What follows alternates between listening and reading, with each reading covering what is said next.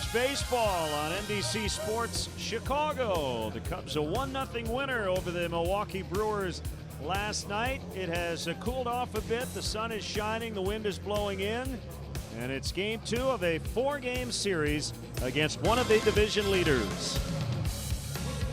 Great to have you with us for Cubs baseball. Along with Jim DeShays, I'm Len Casper. The Cubs have taken care of the Brewers so far this year. They've won 4 of the first 5 in the season series in a very well-pitched game last night. Yeah, the third time the Cubs have shut out the Brewers already this year. Last night it was Kyle Hendricks doing the trick. He was outstanding. You talk about dominating pitching, you usually talk about a bunch of strikeouts. Kyle struck out just 4 last night. But he's dominant in other ways, inducing weak contact, one hitter after another. That late movement on the sinking fastball, the good changeup, had them off stride all night long. So a lot of weak contact, little slow rollers back to the mound. Maybe gave up 3 or 4 hard hit balls all night long. Cubs needed to get some offense, and they got it from the other Kyle. Mr. Schwarber with his 7th of the year. He was the only player in the game to pass second base. Yeah, and he's been swinging a red-hot bat. Had the 2 home run game in Cleveland the other day. He's really been impressive with his ability to use all fields, but obviously the slugging's still a big part of it. Defense has been a big part of the narrative for the Cubs here lately, and the 2 guys have been Almora and Baez. Yeah, this was off Lorenzo Cain in the 6th inning. He looked like a sure double off the bat of Cain, but Almora, as he's done so often here lately, tracks it down. You see the reaction from Hendricks, and then Javi Baez goes up to snare the line drive from Braun. So, as I mentioned, Hendricks did not give up much hard contact last night, but when he did, his boys were there to make plays for him. Now we move to the 9th inning. Brandon Morrow on. Travis Shaw with a high deep drive to left. It looked like it was fine, then Happ started to drift, and whew. Yeah, and that was about 10 seconds after I said Brandon Morrow did not allow a home run all last year. I thought Cub fans were going to light me up if that ball left the ballpark. So the Cubs a 1-0 winner last night. As JD mentioned, they've shut out Milwaukee now 3 times in the first 5 games of this season series. We'll go back to defense now. Albert Almora Jr. has been terrific as we check out our Liberty Mutual Insurance field coverage. Yeah, he's been on quite a roll. We talk about streaks and slumps offensively. He's been red hot out in center field. Of course, at Coors Field, there's so much room to cover out there, and he made 4 or 5 spectacular plays in that series against the Rockies. On to Cleveland we go. He does his thing again there, and then last night came with that bid for extra bases just in front of the brick wall. Almora hauls it in. He is playing Gold Glove center field. He's also doing it with the bat as well. He and Javier Baez currently on career best hitting streaks. Yeah, and you go back to the second half of last year, Almora was really good then. He hit like 340 in September. 385 during this 9-game hit streak. He's never been a real patient guy. He likes to ambush early, but he is taking the occasional walk. His on-base percentage as the leadoff hitter is up over 400.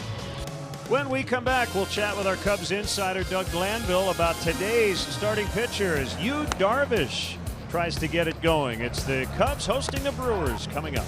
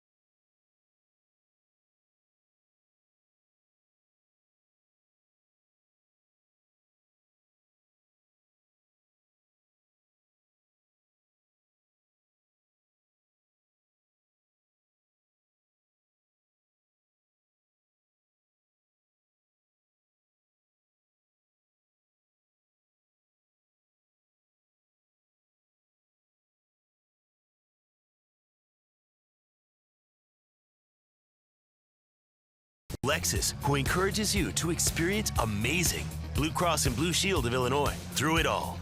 Ford, who invites you to go further in their fuel-efficient vehicles. Check out our entire lineup at your local Ford store or buyfordnow.com. And by Menards. Save big money at Menards. You can follow our Cubs insiders on NBCSportsChicago.com by nationwide agent Jeff Vukovich. And go to jeffvuk.com or follow him on social media nationwide.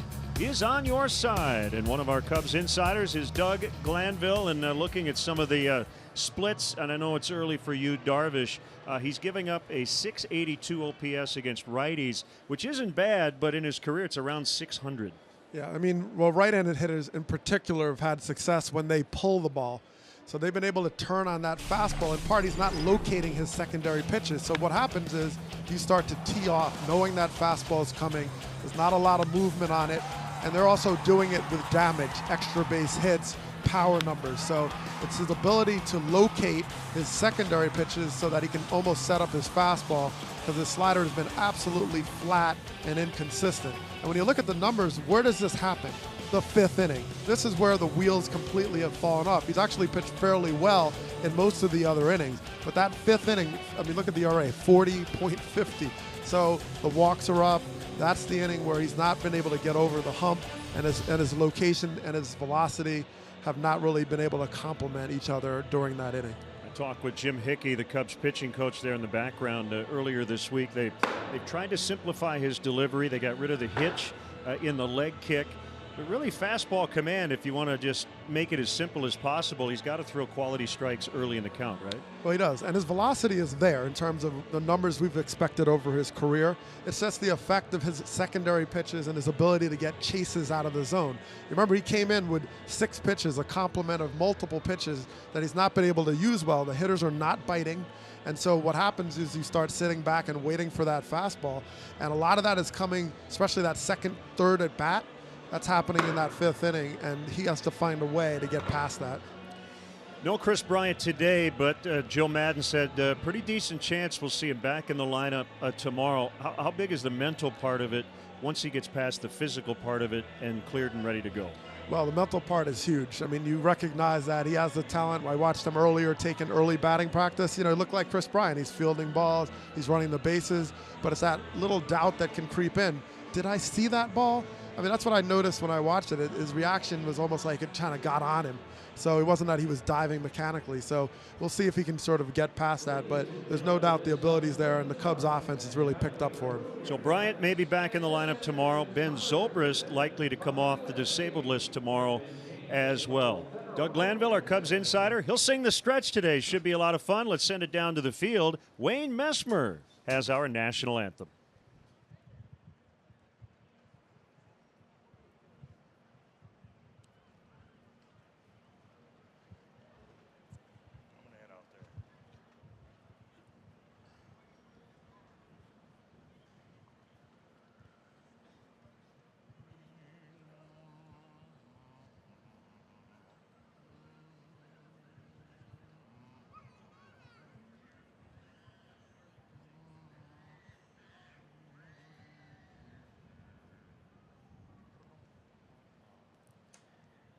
At this time, please remain standing and join Wayne Messmer as he honors America with our national anthem.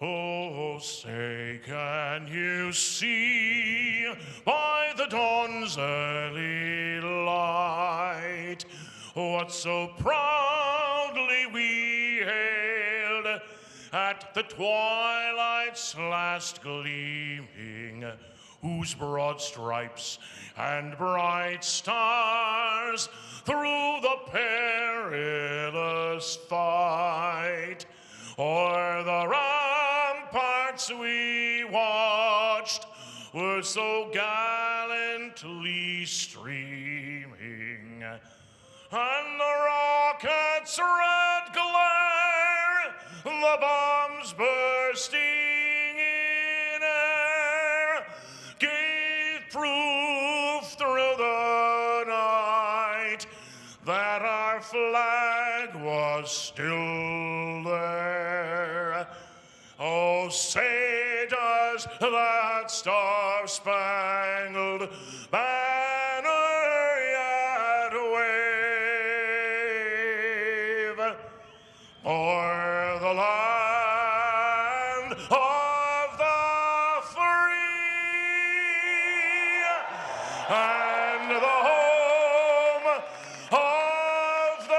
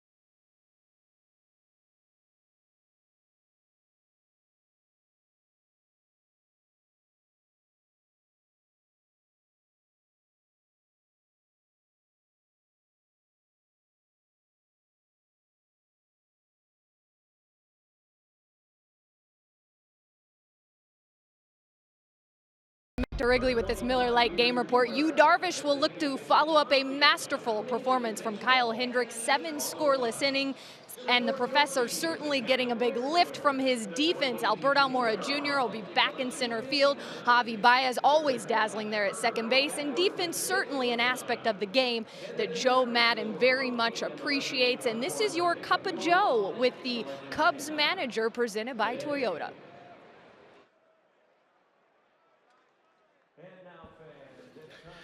Well, I mean, listen, I've told you this before. When you take the field, I always look out on the field, and if you feel like you're defended at each position, it's a much better feeling.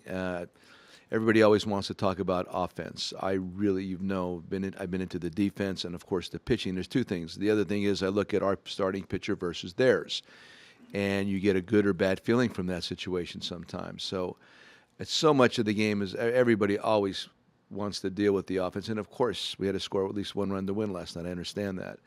But on a nightly basis against better teams, 162 game schedule, the part of the game that has a chance to stand up the best consistently, I think, is pitching and defense.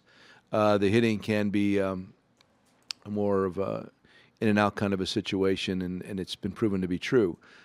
So if you want that 90-plus win mark on an annual basis, it's hard to out-hit bad pitching. It's hard to out-hit bad defense.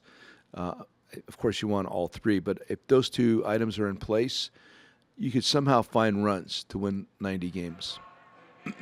And the Cubs will need that defense if they want to take their second in a row off the Brewers here at Wrigley Field. It'll be Yu Darvish, Brent Suter facing off, and we'll have all the action coming your way on NBC Sports Chicago right after this.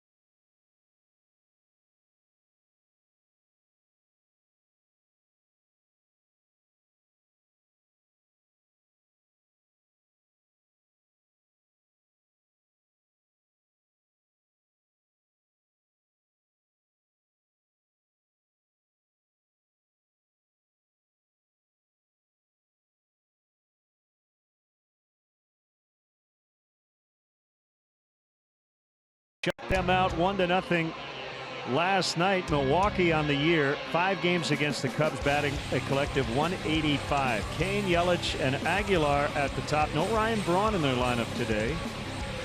Shaw, Santana, Perez in the middle.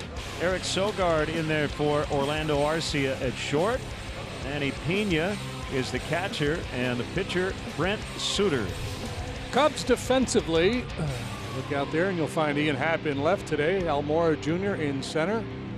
Jason Hayward plays right this afternoon. David Bodie gets another start. He's at third this afternoon. Russell and Baez up the middle. Rizzo's at first. Wilson Contreras behind the plate. And our Lexus Experience amazing starting pitcher is Yu Darvish. Been a bumpy ride for him so far through 4 starts. He's 0-2. The club is 2-2 in his 4 starts. Has an ERA approaching 7. He's allowed 21 hits in 19 2/3 while walking 11. So a lot of traffic against Darvish. He's had a hard time getting through the 5th inning. He has had one really good start, and that came in Milwaukee against the Brewers. Struck out 9 in that outing, and here we go. Lorenzo Cain pops into shallow right. Wind really howling today. Got to keep your feet moving, and Hayward dropped it. Cain ends up at second base. And I'm wondering if Cain should have ended up at third. I don't know if he was watching or not. A rare error on Jason Hayward. Yeah, he lost the ball in the sun in Colorado on the road trip, and this is all about the elements, the sky and the wind really influencing this ball. It was right of him to run Baez off. That's outfield priority there.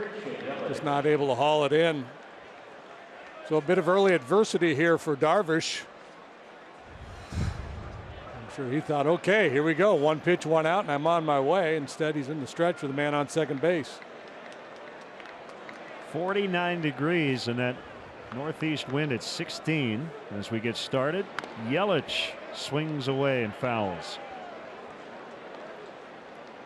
Stu Sherwater is from Regina, Saskatchewan, Canada.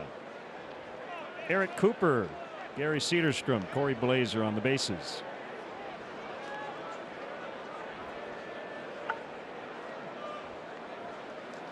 One strike on Yelich. make it 0-2. 95 on the fastball from Darvish. Stuff for Darvish has been fine. Command of that stuff has not been good. Pretty heavy on the fastball slider cutter combination. Hasn't used his curveball or his changeup or splitter very much.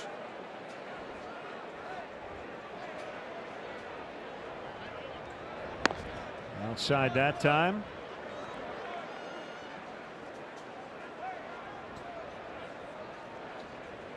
Lefties hitting .297 against Darvish with an OPS of .977 here in the early going.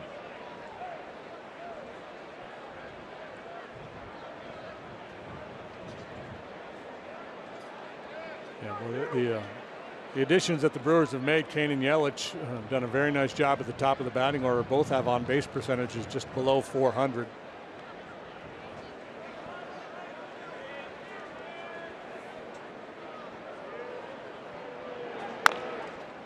Bounce to third, and it's foul.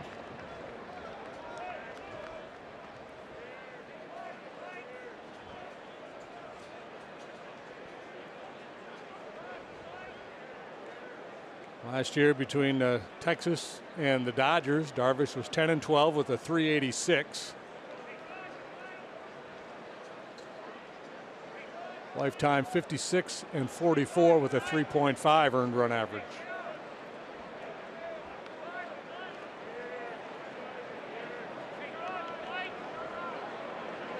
Swing and a miss. First out is a strikeout. And we bring up Aguilar.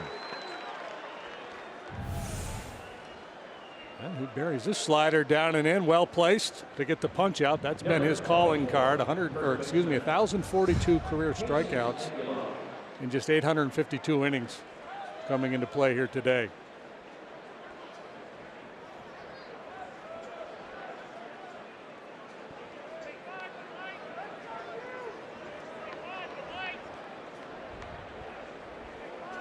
Regarding Jason Hayward, his first error of the year, he has not committed more than 3 in a season since 2012. He's basically an everyday guy. We know Anthony Rizzo doesn't commit a lot of them, and he ended a streak of 150 games without one on a throw a couple of nights ago in Cleveland. Kane takes off for third, and Contreras couldn't get a good handle on it, so smartly decided not to make the throw. Kane's got his 6th steal of the season. Does not take a very big lead, but as soon as Darvish turns his head towards home plate, he takes off. So he kind of sniffed that out, and Darvish is not quick to home plate. He's been easy to run on in his career, and once Contreras couldn't get the handle there initially, there was going to be no chance. Infield in on an 0-2. Aguilar in the air, left field, and onto the warning track is Happ to make the catch. It'll be a sac fly and an unearned run to give Milwaukee the lead. And just as that runner crossed the plate, Kane, I looked out, Jason Hayward was tapping his chest as if to say, that's on me. Well, you know what? He saved a lot of runs out there, too. Yeah, he's going to save way more than he gives up. And that's just good baseball there by the Brewers. They steal third base, and Aguilar down in the count manages to make contact and drive that ball to deep left field to get that run home.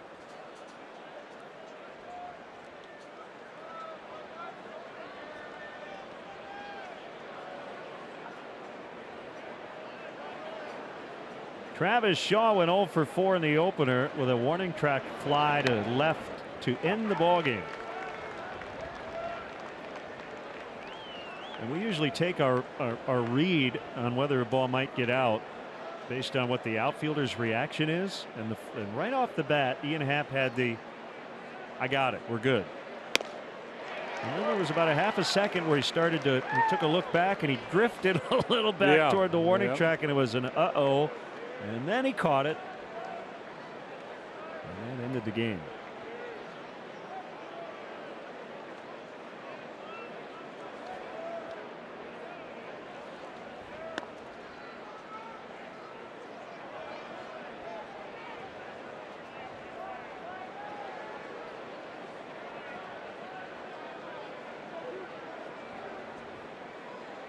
Cubs getting some good quality deep starts here. Lester and Hendricks both going 7 innings the last 2 games. And Tyler Chatwood in his last start went into the 7th. Here's the ball Len was talking about. This initially looked to be a routine fly ball. It just kept drifting and drifting, and finally a couple of steps in front of the wall, Happ able to haul it in.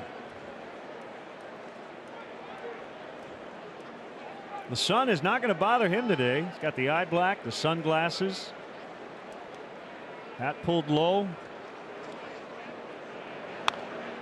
Still 2-2 on Shaw. I guess we should at some point welcome all those around baseball probably catching our game today, right? This is the only Friday matinee. A lot of other clubs just pulling into their clubhouses and turning on a ball game. Yeah, guys probably settling in with a little plate of food. Watching an old episode of Eastbound and Down. Swing and a miss. 2 strikeouts for Darvish, an unearned tally. It's Milwaukee 1 and the Cubs coming up.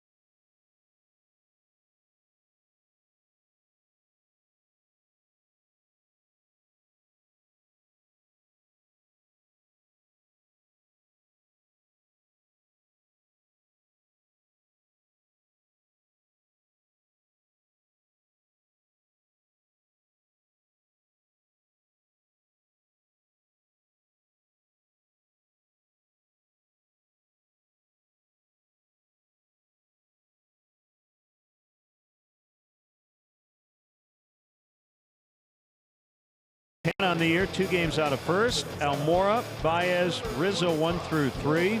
Cubs may get both Chris Bryant back, who's been day to day, and Ben Zobrist off the DL possibly tomorrow as well. Contreras, Bodie, and Happ in the middle. Russell, Hayward, and Darvish rounded out. Brewers defensively, Yelich left, Kane center, Santana right, so everything remains the same out there. Shaw plays third, a little different look in the rest of the infield. The Sogard gets a start at short. Perez second base. Aguilar your first sacker. Manny Pena's behind the dish. And Brent Suter is the Lexus Experience Amazing starting pitcher for the Brewers. Don't blink, man. No, he gets it and throws it. He's in go mode. The leadoff man is presented by Benny's Beverage Depot. If Almora gets a hit here, Benny's will donate $100 to the Greater Chicago Food Depository. And already Almora needs an extra second. Yeah, it's always a challenge because once you step in and start to get ready, he's already in go mode. That will get down, and it's a 10-game hitting streak for Almora, and he's going to try for 2, and he's going to make it. Leadoff double, Almora. And Benny's making a donation to the Greater Chicago Food Depository. I mentioned in our open that Albert on base percentage as a leadoff man up over 400. This ball's cutting in on his hands a little bit, but he pulls them in. Good solid contact, and again the aggressive base running. This has been a theme here for the Cubs first month of the season. They don't steal bases, but they've been very aggressive in plays like this. Cubs outfield collectively hitting around 280, best batting average in baseball. So Almora helping out that number. And here's Baez. He's got a 9-game hitting streak. Cornermen in, guarding against a possible bunt. He takes a strike after showing bunt. Suter's a finesse guy, average fastball velocity 86 miles per hour. Change-up, curve, and slider.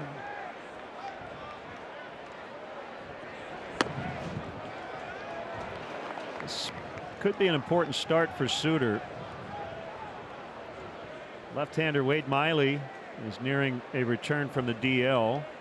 They also have Brandon Woodruff in their bullpen. He was starting earlier this month. 2-1. Suter did a nice job for them last year in a limited role. He made 14 starts and pitched 8 times out of the pen, but posted a .342 earned run average.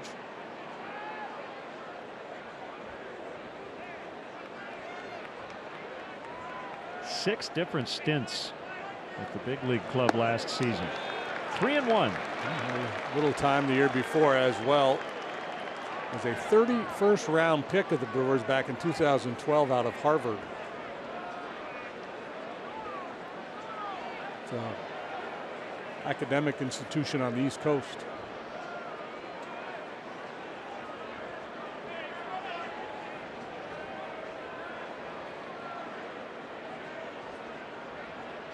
More of the runner at second. Nobody out. And the 3-1 taken for a strike. Yeah, I would think against Suter, the Cubs hitters would be thinking, you know, any pitch in any count. I'm not going to groove you a fastball in a hitter's count.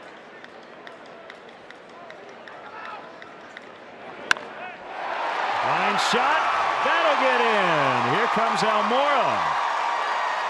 So these two guys stay red hot, both with a 10-game hitting streak, and it's 1-1. And the NL RBI leader adding to his total. That's number 25. Yeah, this has been quite the dynamic duo at the top of the Cubs batting order over the last couple of weeks. Now, Javi coming into this game was only hitting 136 against left-handed pitching, and not a ton of at-bats. He was 3 out of 22. The hustle double pays off on the solid single by Baez.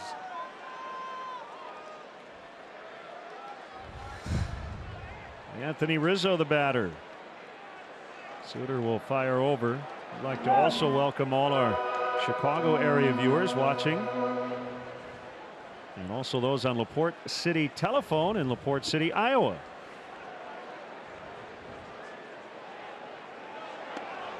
Runner goes, and he makes it.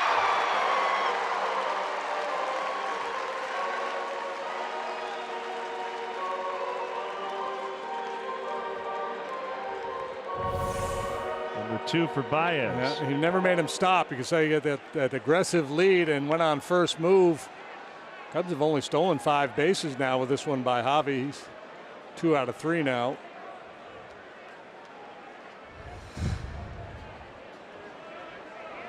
One is a strike.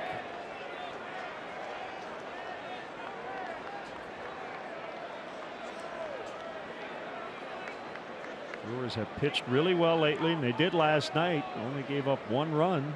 They could not scratch out a run as their 8-game winning streak ended.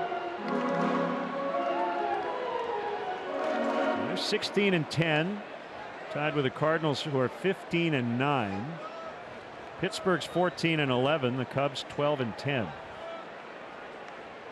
So the top 4 teams all over 500. Rizzo almost got hit. The Reds are 5-20, pulling up the rear, and they've got the worst record in baseball.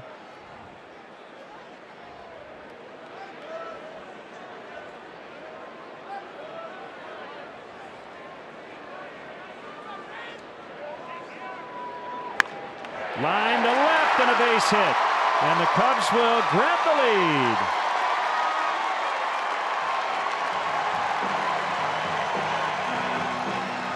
Nice piece of hitting on a 1-2, and an early visit from the pitching coach. Yeah, well, it's been a rough go for Anthony. You know, he spent that time on the shelf for a little while, and he's had a hard time getting going. This is just great work. Uses his leg, stays on that pitch. Maybe this will be the start. You know, sooner or later, pitchers are going to pay.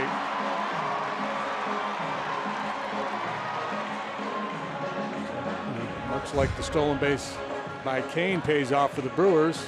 Likewise here in the bottom of the first. Baez swipes second. Anthony drives him in. 8th run batted in on the air for Big Riz. Yeah, the Brewers are 11-1 against last place clubs. They played 4 of them. Padres, Marlins, Royals, and Reds. Those 4 clubs collectively are 46 games below 500 already. And Milwaukee 5-9 against the non-cellar dwellers. So Derek Johnson, their pitching coach, with an early visit. And ball 1 to Contreras. Double, RBI single, stolen base, RBI single. Small sample, but good work for Contreras against Suter.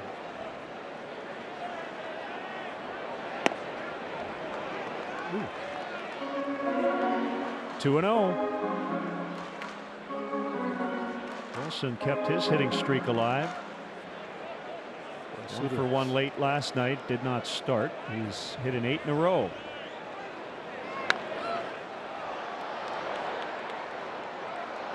Be a tough day for Suter if he doesn't get the edges called. That second pitch there, quality pitch, but deemed low by Stu Sherwater. Most Canadian umpires have high strike zones. Is that what you found? Yeah, it's cold up there in the spring of the year, and they don't like to bend over. It's widely known around the game that Canadians have high zones. We call that the Saskatchewan strike.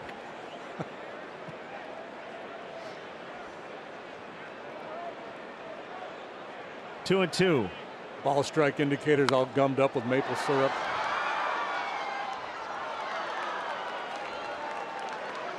Nice crowd on hand. It's sunny. It's not warm. 49 degrees as we got started. Feels pretty good in the sun. Pretty crisp in the shade. Oh, that was close. Yeah, Anthony got leaning a little bit. Off stride. If memory serves him right, Suter's got a good pickoff move.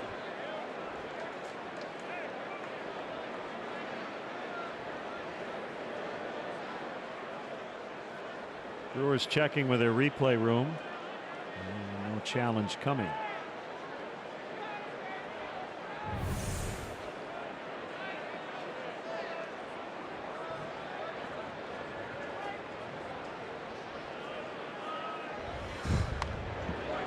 In on the hands that time, and Wilson fights it off.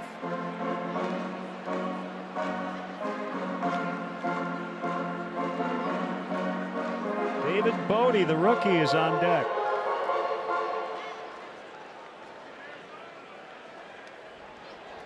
Suter, when he's on his game, will get a fair number of balls on the ground, but so far this year, his ground ball rate is way down. Well below league average.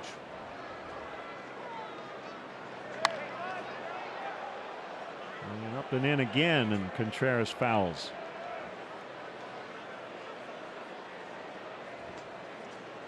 Kind of guy you might be inclined to start some base runners against because you feel pretty comfortable that you can put him in play.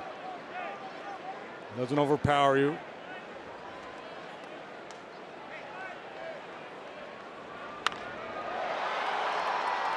Kane will drift toward right center, and he calls off Santana for the first out. It took Suter 22 pitches to record an out. And here comes Bodie. David making his Wrigley Field debut. His major league debut came as a starter in Colorado over the weekend. He doubled in his hometown in his first career plate appearance in front of family and friends.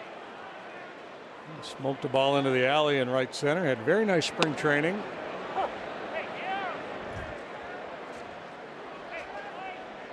What the future holds for David. Ben Zobrist due to come off the disabled list tomorrow.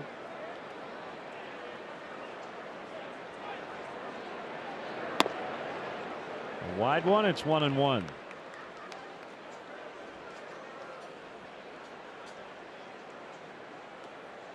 Playing pretty straight up infield and outfield. Perez cheats toward the bag a little bit. 1-2.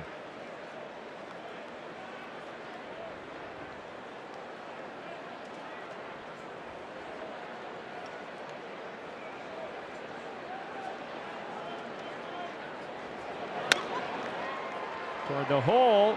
Long throw to second, and Sogard will get Rizzo. Fielder's choice for Bodie, and 2 outs.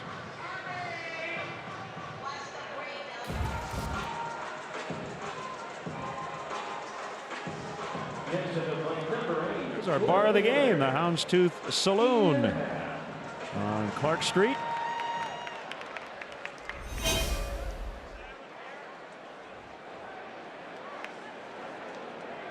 It's our NBC Sports Chicago bar of the game, and there's a base hit for Happ. And Bodie will head back to second, and he's safe. And a big turn, was thinking about heading to third, and then hit the brakes.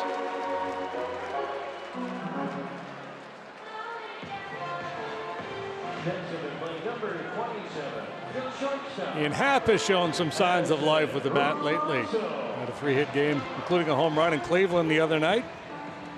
That was a prudent decision by Bodie after the aggressive turn to drop anchor and retreat.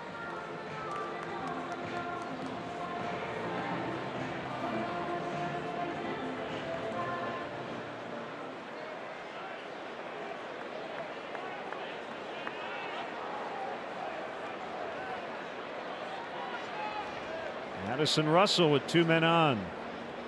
7th batter here in the opening inning. And he takes a strike.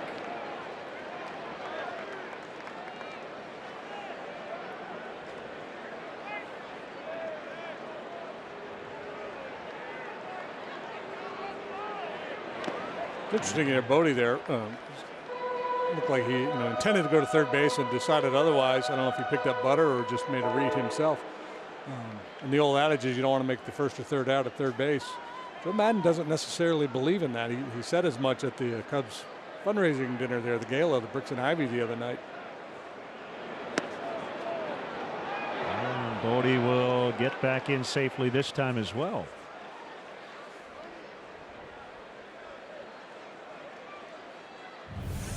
All the conventions don't necessarily apply, and Joe likes to challenge those every once in a while. Yeah. I think he likes to free his guys up to trust their instincts. That'll take Shaw right to the bag. The Cubs, however, grab the lead with 2 runs, so after an inning, it's 2-1.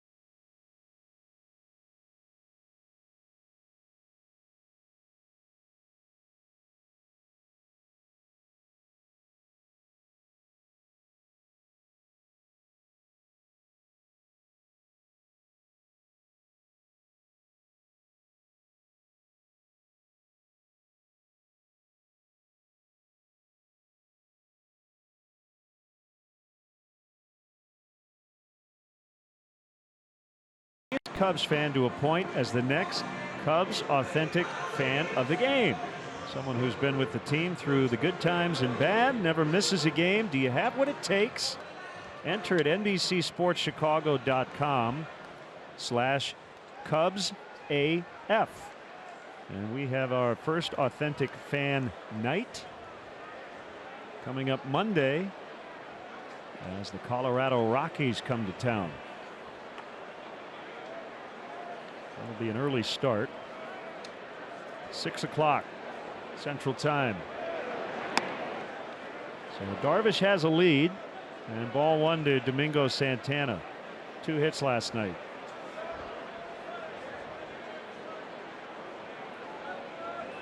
Darvish always works from the stretch. He simplified that leg kick. Does not have that hesitation. Got rid of it prior to his last start. Last 2 pitches, 89 and 90, and we're both pretty straight. So I don't know if he's trying to sink the ball there and not getting action, if it's his changeup and it's not fading at all. Saw that a little bit from him in his last start too. MLB at bat has it as a 2-seamer.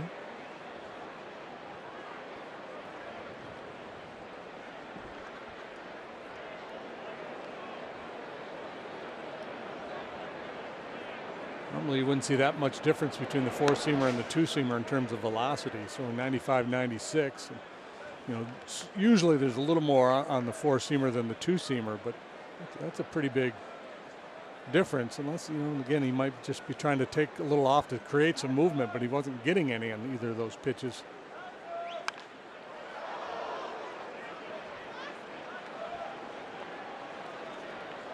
Santana off to a slow start. No Braun today, no Arcia, no VR. Day game after a night game. Ryan Braun just getting a scheduled day off.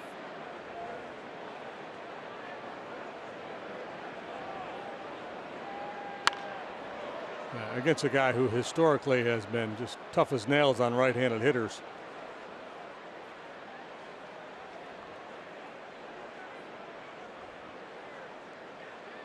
The opponent's batting average, it's up against Darvish. Strikeout rate down a little bit, walk rate up. But as you said, the stuff looks Darvish-like.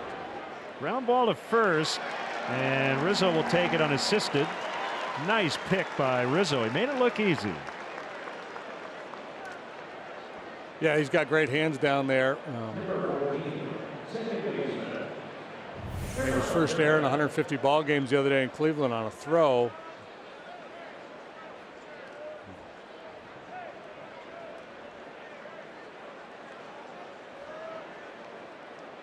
Hernan Perez playing second. He's their super utility guy.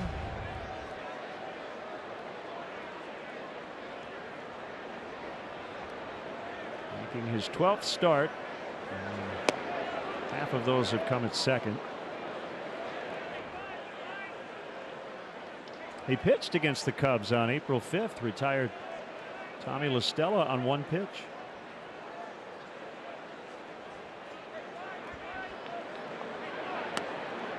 Yeah, he plays all over the diamond. He'd be one of those guys who'd be a candidate to play all 9 positions. Just for a little fun at the end of a long year.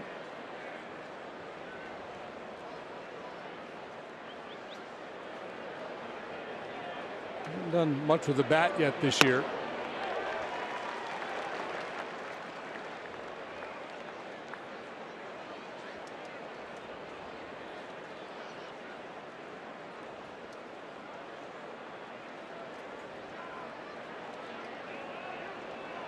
A 2-1 on its way. 2-2.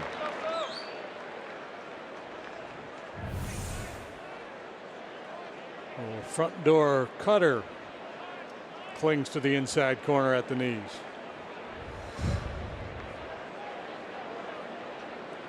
Perez likes to swing it. He doesn't walk much at all.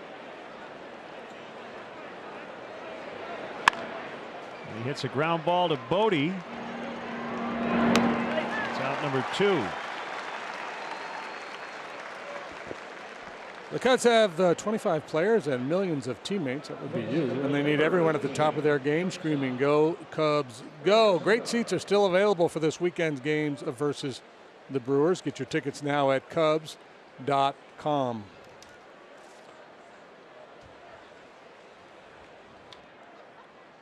Resourceful. You got the baseball cap. No ski cap. Those blankets, I think, were the giveaway today. Yeah.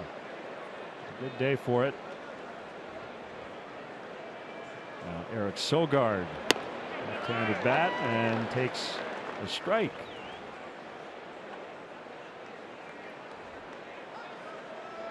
Goal for his last 15, 2 for his last 30.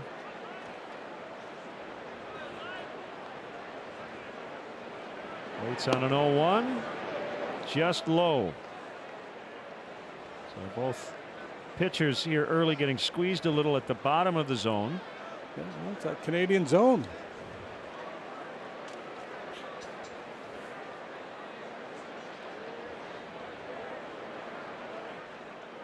Darvish needs to reset.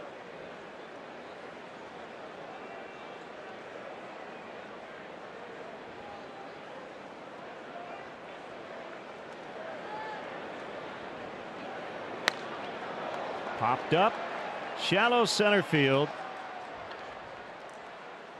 And Almora will put it away. They go in order. 2-1 Cubs early.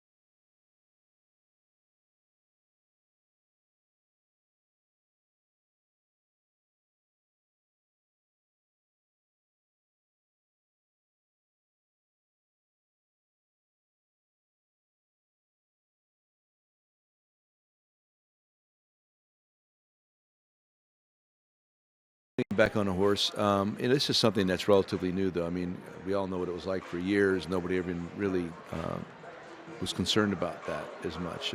Would have been probably treated differently even 10 years ago. So there's more protocol right now. There's more information. There's more stuff going on. So I think there's a tendency to be more conservative right now. But I think it's a good thing too. It's about a young man's life and how he feels, 30, 40 years from now. So I'm all into that.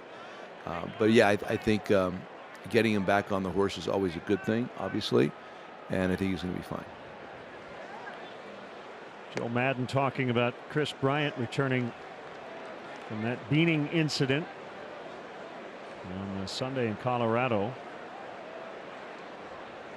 So hopefully tomorrow. Yeah, and that's kind of been what Joe has said the last couple of days. And maybe tomorrow, but they keep checking in with Chris, and they just want to make sure all systems are go. And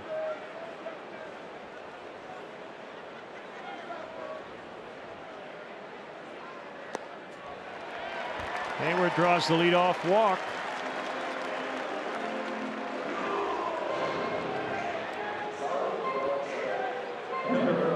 it's a rough go for Suter in the first inning. The second inning starts with a leadoff walk to the 8-hole hitter. The Brewers have a really good bullpen.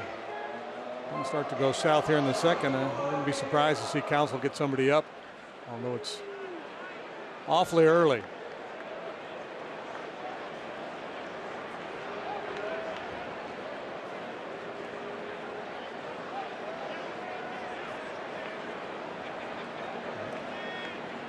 Darvish steps out with a peek towards Brian Butterfield, who's going through the sign. Shaw, very aggressive, coming in from third base. Darvish does a nice job. It's down his second sack bunt of the season.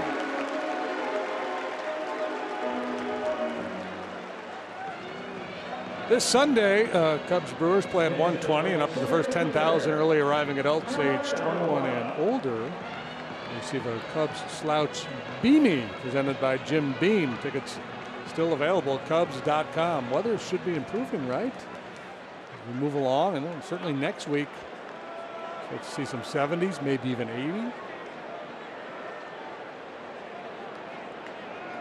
Yeah, I'd be all for it.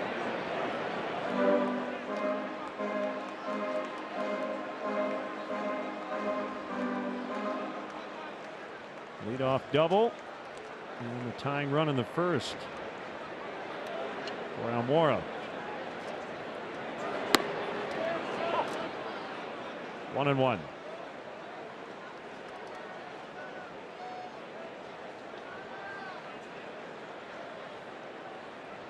So you put yourself in Brent Suter's shoes for a second.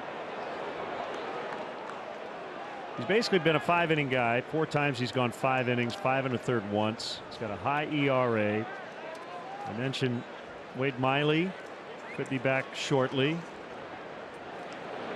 Guys talk about trying to control what they control, but how hard is it to put that stuff out of your mind, especially when you get off to a start like he has today? I think you think about it between starts.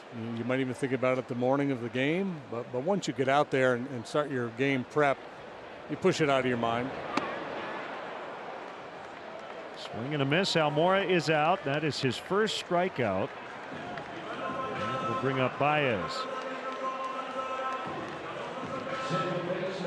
Yeah, you just have to compete.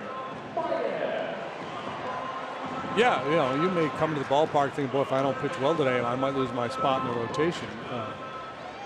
Once you put the uni on and start going through your pregame prep, start thinking about the other team and how you're going to try to get them out.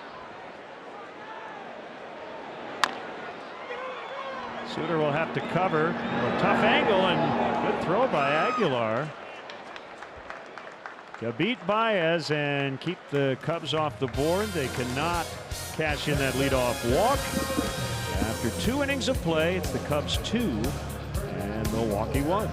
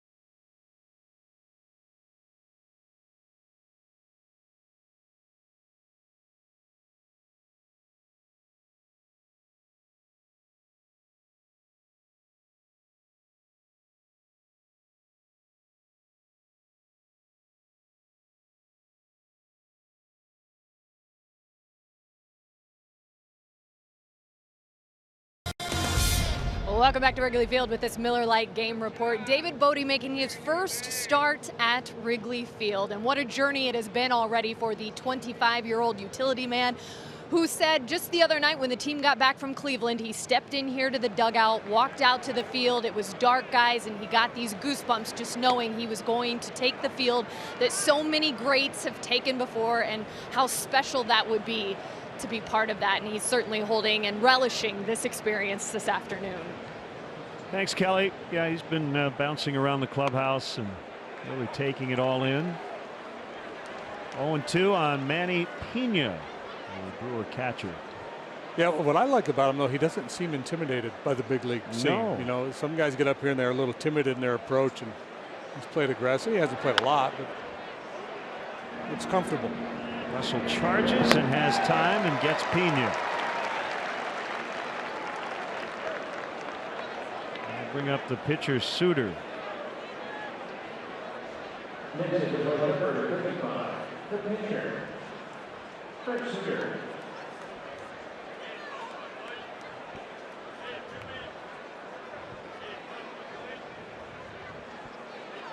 Game 4 of a 9-game road trip for the Brewers.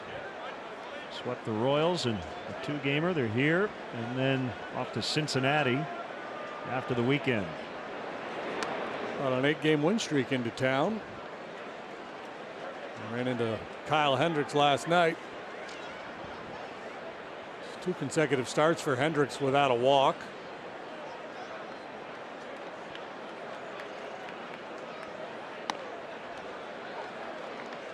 Interesting that the contrast in styles. Darvish, the power pitcher, Suter, the finesse guy. Suter is go, go, go, and you pretty deliberate out there. Takes a lot of time between pitches.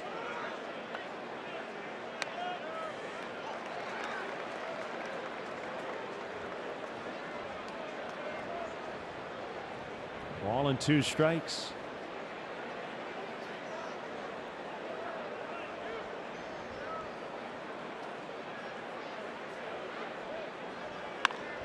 Ground ball, Bodie. Runs and throws. First time through the order, no hits. Only that 1 base runner on the error, and here comes Kane.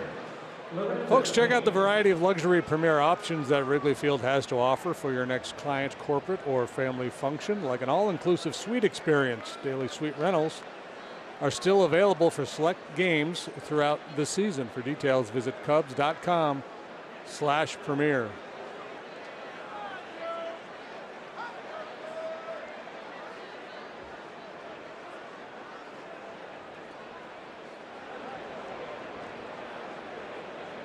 Kane reached on the 2-base error by Hayward. He stole third, scored on the Aguilar sac fly.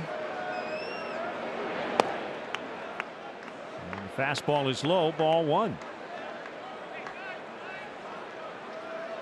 Tomorrow afternoon, Yeah. righty-lefty matchup, Guerra and Quintana.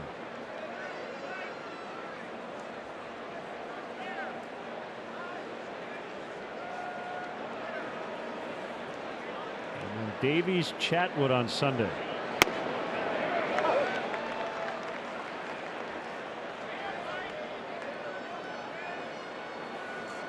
Junior Guerra recently joining their rotation is 2-0 with an 0.56.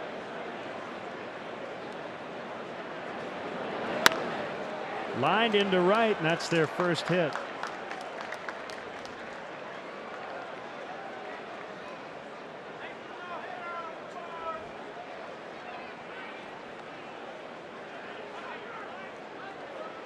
Well, I would think that Kane would be looking for a pitch here to try to run on. He stole third base back in the first inning and then came home on the Aguilar sac fly.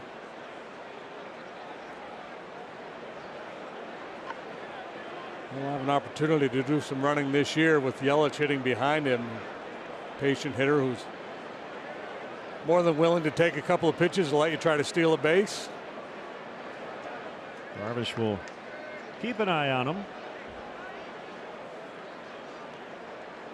Last year with Kansas City, it was 26 out of 28. It's always Not only stolen bases, but has been efficient. Doesn't get thrown out a lot.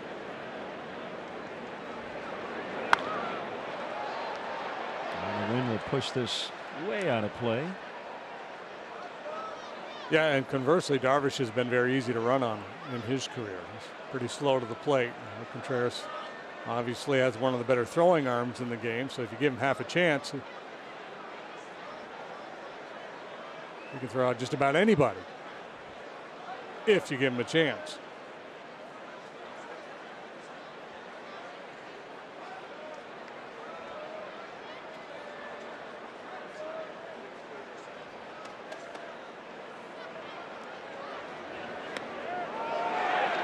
Curved him, and it's 0-2.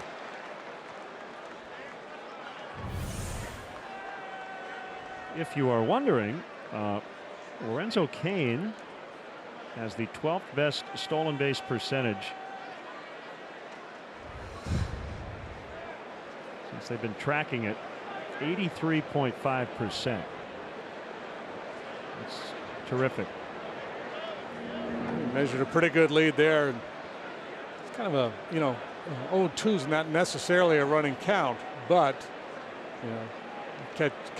guess maybe breaking ball here, and then the other piece of it is if you do get thrown out, then you give Yelich a fresh start next inning.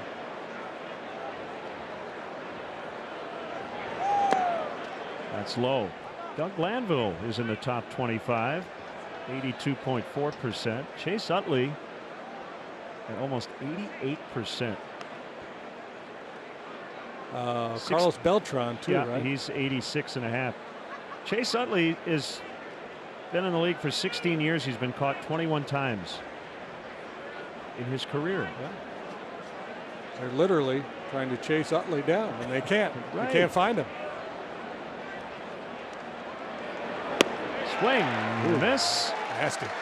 Darvish has looked sharp here early on, and the Cubs lead 2-1.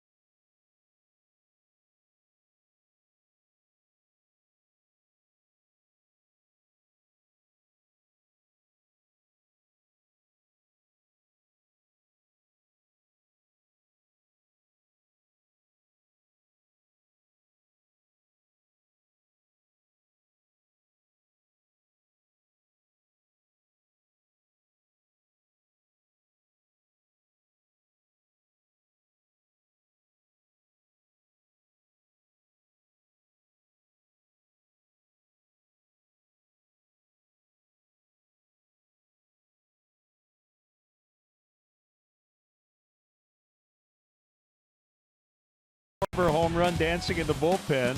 On the right is his father, John Farrell. This is 1987. He stopped one of the longer hitting streaks of recent vintage. Paul Molitor got to 39 games and actually had it come to an end as Rick Manning ended up with a game-ending hit.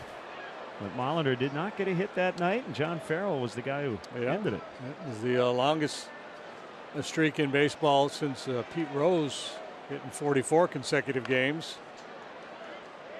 I happened to witness game 37 or 38 in Cleveland. Molitor streak, the 7th longest in Major League Baseball history. DiMaggio, of course, the record 56. Wee Willie Keeler hitting 45 straight back in the dead ball era in the late 1890s. And then Rose and Bill Dolan of the Cubs. Also in the late 1800s. George Sisler, Ty Cobb, and then Molitor. And right behind him, Jimmy Rollins hitting 38 consecutive games at the end of 05, beginning of 06. Well, that was team streak, right? That was the Molitor hitting streak, and the Brewers started the year 13-0. And then later lost 12 in a row.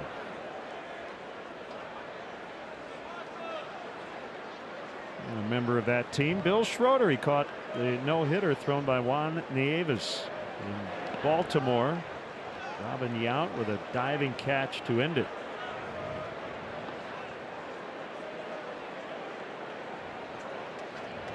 Now I'm curious. I got to find out what game I actually saw in Cleveland. And Sogard will throw out Rizzo.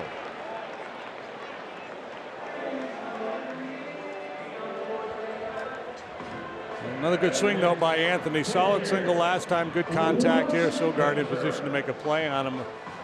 Lately, Anthony's been popping up a lot of high fastballs. So it looks like the timing's getting a little better. Mound took a little bite out of that one, slowed it up for Sogard.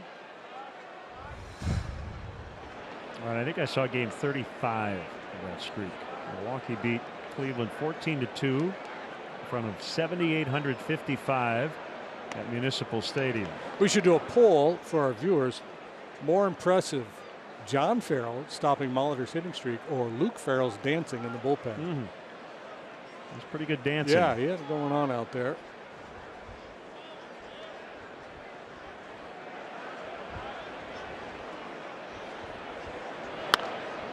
Popped up. And again, the wind will help the batter here. Now, when position players, offensive players, complain about the wind blowing in, we should probably remind them of balls like that give you another chance. Yeah, generally, they're not really rational, though. Right, they just get angry about it. Yeah. Kind of like pitchers when the wind's blowing out. If the ball were to stay in play and be caught for an out, you're not going to convince them it's a good day when the wind's blowing out here.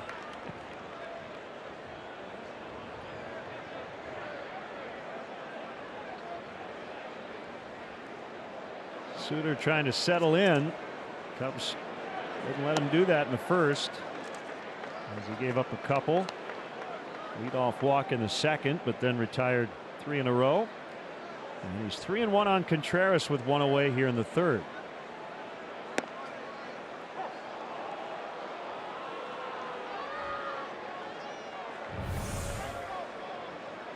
As you might say, Contreras was guessing ball. Yeah, he was. I think he was sitting soft there and took the fastball and hoped that it was off the plate. Swing and a miss. He struck him out. Legendary musician Billy Joel returns to Chicago to perform at Wrigley Field for one night only. It all happens Friday, September 7th. Tickets are on sale now, so don't miss your chance to see Billy Joel at the friendly confines. To purchase tickets, visit Cubs.com/concert. Favorite Billy Joel song? Well, what I was going to say, I've got a lot of them. Well, you can only have one favorite. You could have, I guess you could have co-favorites. You may be right. It's pretty good. I like Allentown. I was going to say, how many people walk up to Billy Joel and say, "Sing us a song, you're the piano man"? Probably a lot, right? La-di-di-da-da-da-da.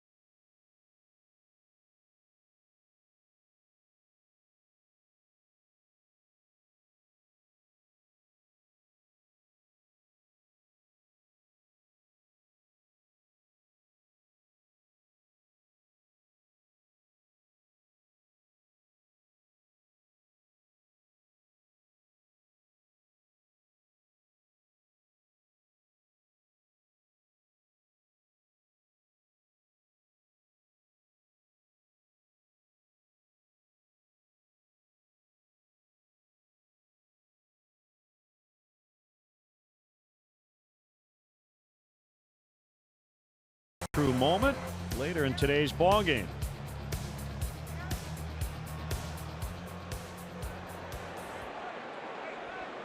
Darvish trying to beat the Brewers for the first time. And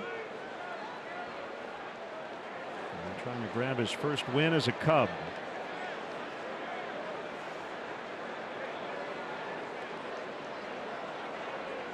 Oh, 2 through 4 starts. 3 innings, no earned runs so far. Unearned run in the opening inning. First pitch strike on Aguilar.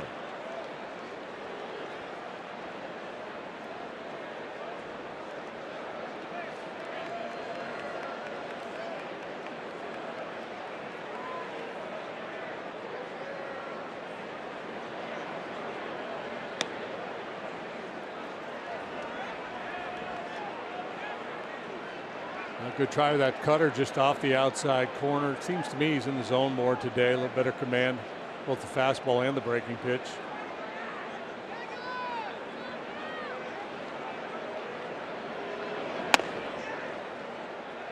Up and in that time. 2-1.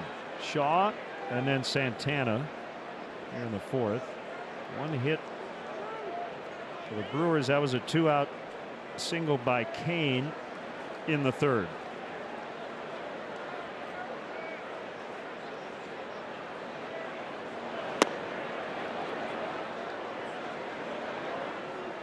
And 3-1. It's the kind of day where you think you can be a little more aggressive in counts like this with the wind blowing in.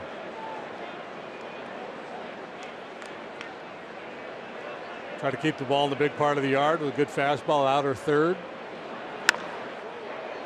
Pummeled foul. Two-seamer moving in on him a little bit. Darvish, his DNA, you know, he's all about trying to get you to swing and miss.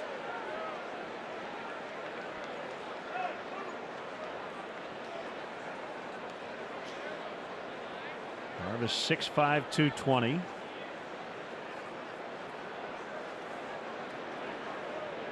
His father is Iranian. His mother is Japanese. They met while attending college in Florida. Got him on strikes.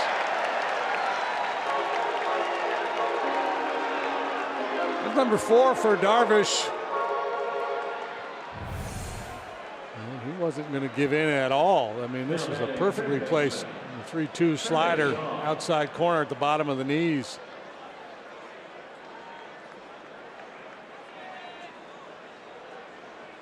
That brings up Shaw, who struck out in the 1st.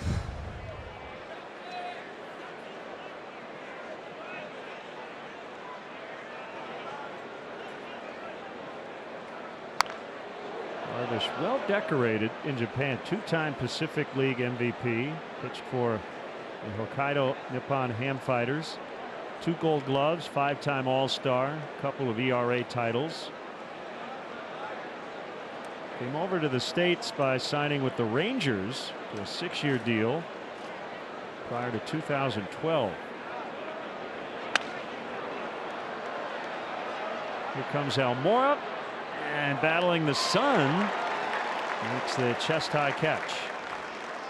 Xfinity X1 customers say, show me the Chicago Cubs into your X1 voice remote and get live team stats on your TV. Change the way you experience TV with Xfinity X1.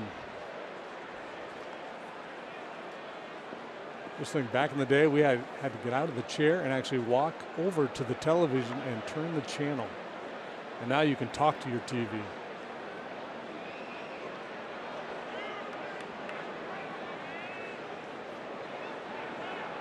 You could yell at your TV before, but right, it wouldn't do anything. Adjust the rabbit ears. The horizontal hold. Got a VHF or UHF channel? Sounds like a dance.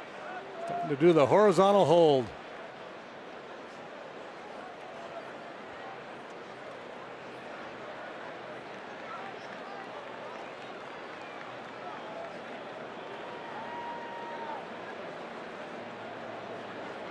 Ball count on the Brewers right fielder. The pitch, swing and a miss. A little off-speed action.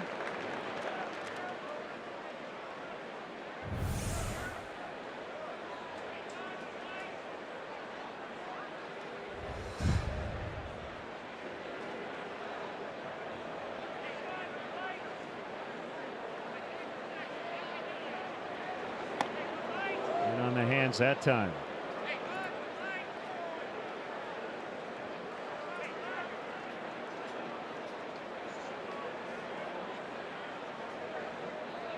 Cubs have already engineered 3 shutouts against Milwaukee.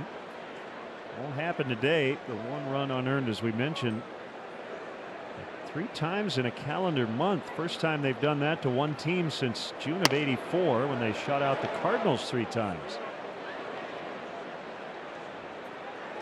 I know one game in June, Cardinals Cubs, that was not a shutout. It would have been June 23rd. That was the Wild Rhino game.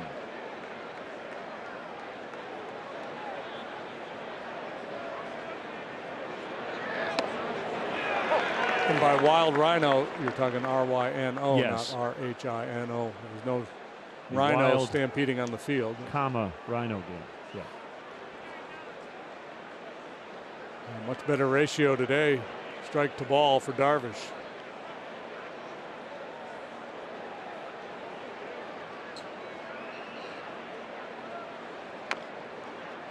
Santana stays alive.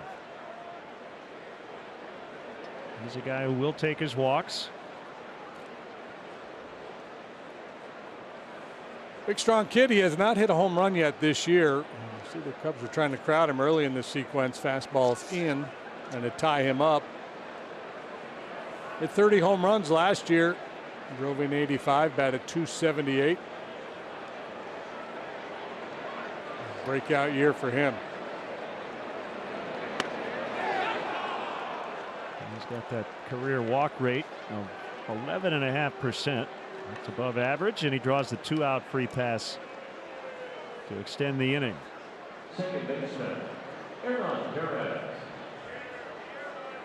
It's his name you hear the most when you hear about the Brewers possibly looking to trade for pitching.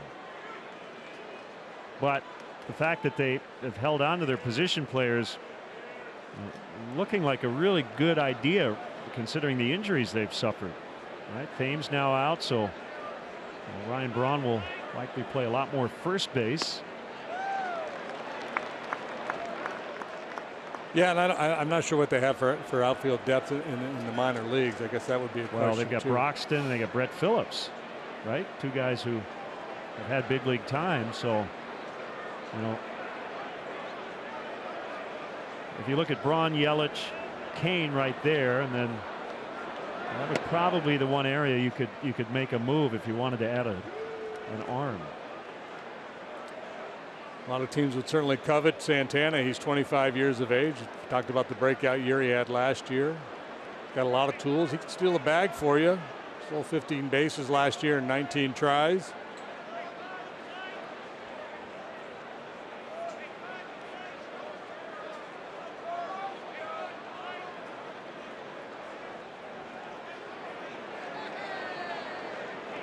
Keon Broxton had 20 homers last year, low batting average, but played 149 games.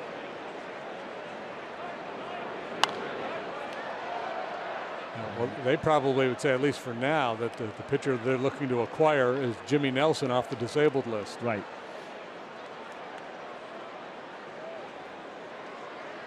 And we got the kid Woodruff that we saw make a start earlier. He's in the bullpen now. He's probably their top pitching prospect.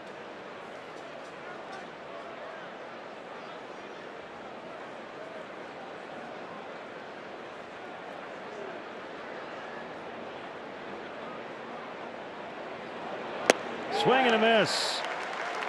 Darvish shreds Santana at first. Cubs lead 2-1 in the 4th.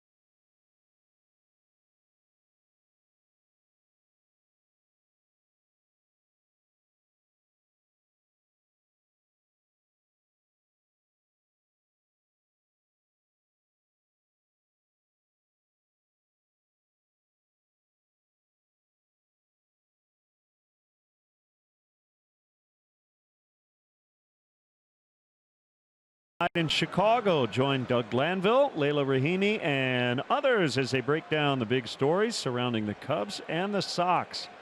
Tonight at 6:30 on NBC Sports Chicago. I mentioned this is the only day game in baseball. White Sox are in Kansas City. The Diamondbacks at 17-7. We'll have to face Steven Strasburg this evening.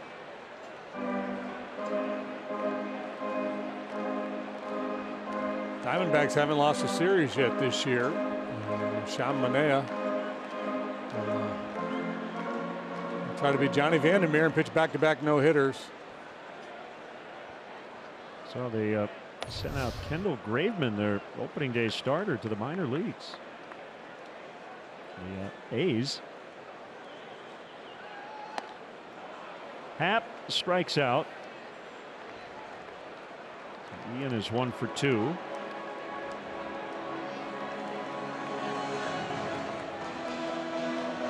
Did I read where Jung Ho Kang is coming back to the States? Yeah, you did. I read that somewhere. The last time we saw the Pirates, I was under the impression that they may never see him again. Let me restate what I said.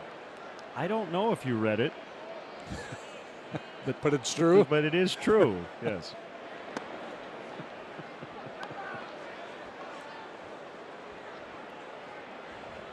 It's like asking me, did I get up this morning? Yeah. I said, well, I assume you did because you're here.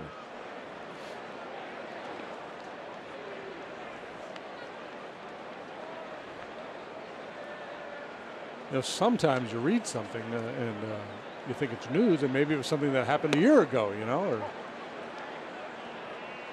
I thought I'd seen some note on him coming back. Let's see if Russell can get something to hit here. He does, and he bounces to Sogard. Off balance throw is in time.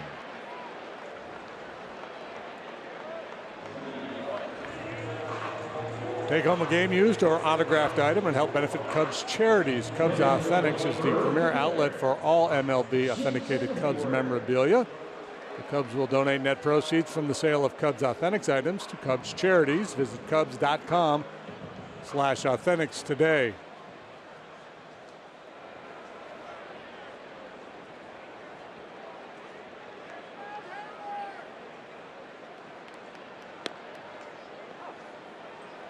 Are you ready for the random factoid? I had no idea this was true. Story of the day. Yeah, I'm always ready. You're familiar with the great Earl Anthony, one of the greatest bowlers ever? Yes. He was once offered a $35,000 signing bonus by the Baltimore Orioles to pitch. I did not know that. Any reason why today that came up? I think this was his birthday. Okay. Yeah, he was born April 27, 1938. I was just trolling around on Baseball Reference. Okay, interesting. I assume he bowled and pitched with the same arm. That was a left-hander. Probably had a really good sinker.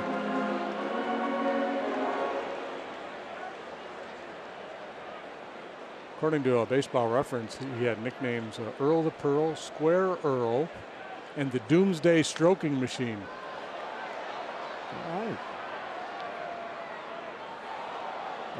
Mookie Betts, right? Isn't he the? Yeah, he's a really great good bowler. Yeah. Has bowled several 300 games. John Burkett, the pitcher, was with the Giants there. Was a fine bowler.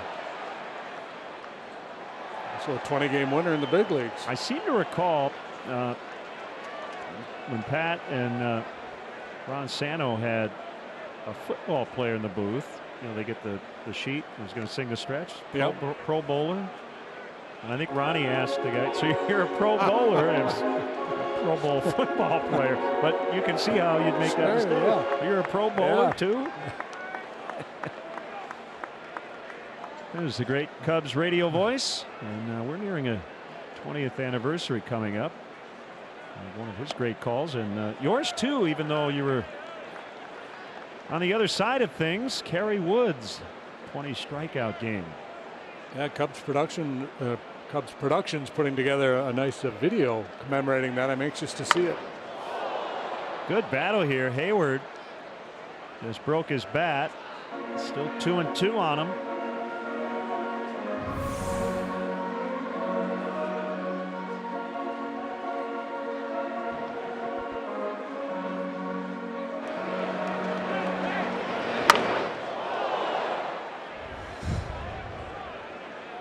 I believe this will be the 10th pitch of the sequence coming up.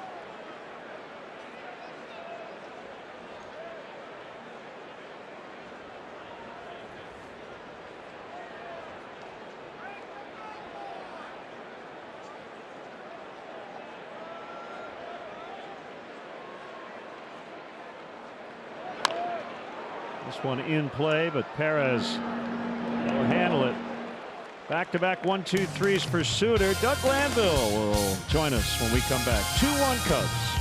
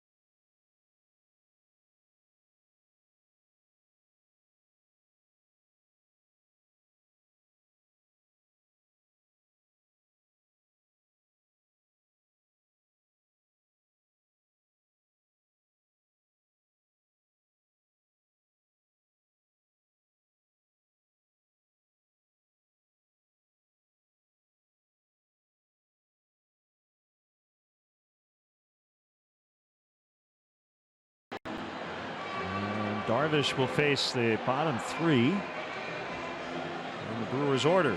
Sogard, Pena, and Suter. Yeah, well, the fifth inning has been a big bugaboo for Darvish so far this year. And catches a little bit of a break here at the bottom of the order. It's always hard. It's been 4 starts, and you look at what has gone on so far for him in the fifth inning, and you think, wow, it's just a mental block. Maybe it is, maybe it isn't. It's a pretty small sample, 4 ball games. The line today, so far so good. 4 innings, 1 hit, an unearned run. He's walked 1, struck out 5.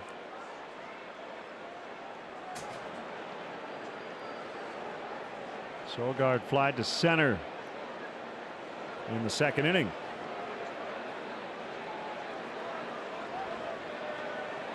Here we go. The first pitch is high for a ball.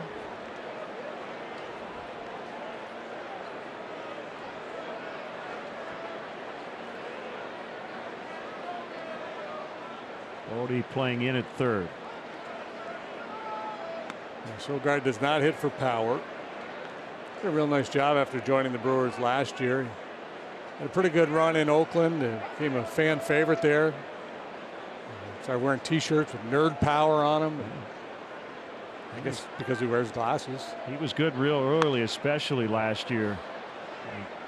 He came up for the Brewers.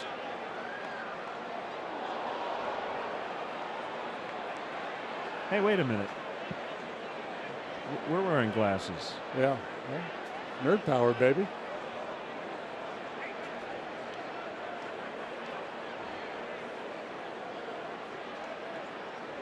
He looks like Cub executive Colin Faulkner. He does. That could be Colin. He might be down there playing. We just don't know it. 2-2.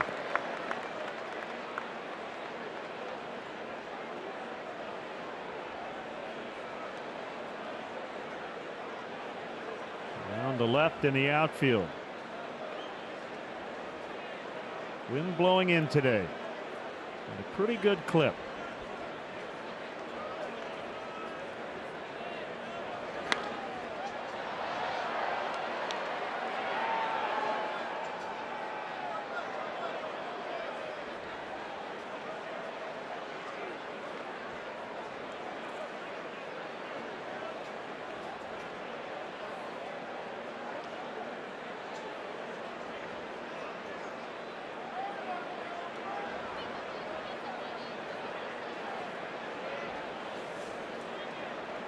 Well, just one hit for Milwaukee.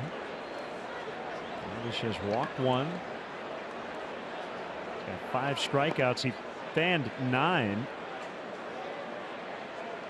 at Miller Park on April 7th. Bit of a challenge for the Cubs fielders playing behind Darvish because he is so deliberate. Swing and a miss. Strikeout number 6. Our Cubs insider Doug Glanville, your thoughts on Mr. Darvish today? Well, you see, Darvish has worked very effectively with his slider. That's been the sort of pivot pitch for him. And now when you recognize that it's working very well today, you get the sort of late break that's been getting that chase. That's been the difference, really, his ability to get the chase, swinging over it. His location has been much sharper, much more down in the zone. And when he gets that swing and miss, it sets up that fastball to be able to do what it does with the velocity that he's been carrying all season long. So Darvish has been much more effective in working that slider into the mix. Doug, I have a couple quick follow-ups for you. We were talking about Lorenzo Cain earlier and his stolen base percentage. Did you know you're in the top 25 all time? I Over do. 80%? I do know. I picked my spots. Well, that was the key. Well, you were also a Philly, and Chase Utley's on that list. Jason Worth. What is it about the Phillies and base running? Yeah, I mean, we were aggressive. I played for Terry Francona a lot of years, and everybody had the green light. He was just like, go. Whatever you felt you need to go, you run, and you put a lot of pressure on the other team. I know this season the Cubs are not stealing a lot of bases, but there's other ways you can create pressure, whether it's going first to third, second to home, putting runners in motion, just being aggressive on the base pass. And you're singing the stretch today, which you've done before, but it's a little nerve-wracking, right? Yeah, you know, I've kind of, tried to tap my inner singing skill, which is 0 or pretty much next to nothing, but that's all right. I'm going to have a lot of fun with it.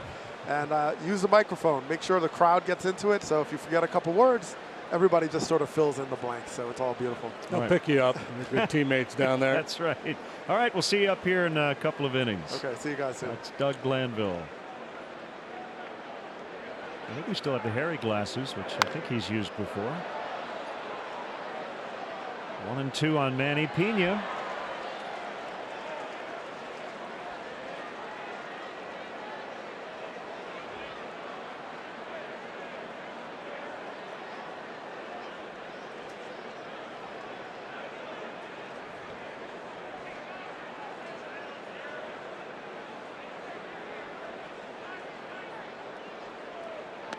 Got him on a curve at 64. Wow.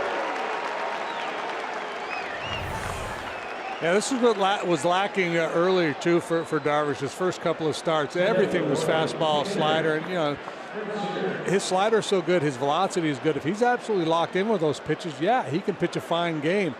But if the fastball command is off a little bit and he's a little sloppy with the slider, it's always nice to have another option just to change the look a little bit. And not just for the hitter who sees that breaking ball, but everybody else over in the Brewer dugout says, uh-oh, he's got that too. Suter with a base hit. Pretty good swing. His first hit of the season and the 4th of his career. Plenty for a game at Wrigley Field. To check out all the available transportation and parking options, the Cubs offer a free bike check that's located by the Addison Red Line station. And if you drive, the Cubs provide free remote parking and shuttle service on night and weekend games. For information, visit the A to Z guide at Cubs.com. Suter going sans jacket on this chilly afternoon. Yeah, both these guys pitching without sleeves. Suter's jacked up now. He can tell all his boys at home, yeah, I got Darvish in my book.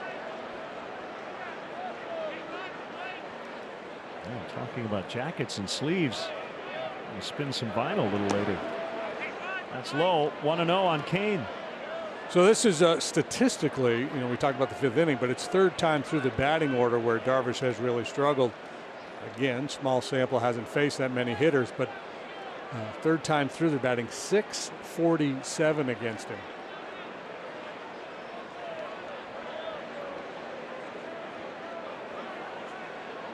In his last start, it was a walk to the pitcher.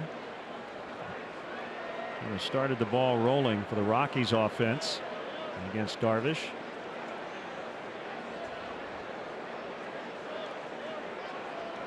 Now, you never want the pitcher to reach, but you'd rather have him do it the way Suter did it, right? Have him swing his way aboard than walk him. 2-0 on Kane. Yeah. You know, the result is the same. He's standing down there at first base, but yeah, the walk to the opposing pitcher is that's a finable offense in Kangaroo Court.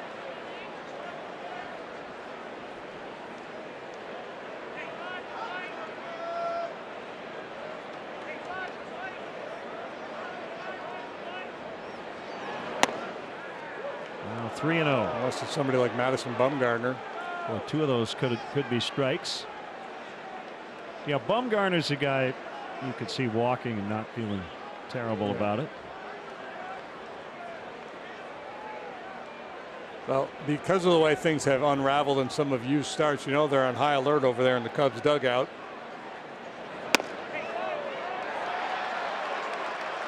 So he gets that number 4 that looked like it was outside the box. It's 3-1. Maybe a little anticipation there by Sherwater on 3-0. Little 3-0 Leo. Kane tries to buy it. Contreras got it first.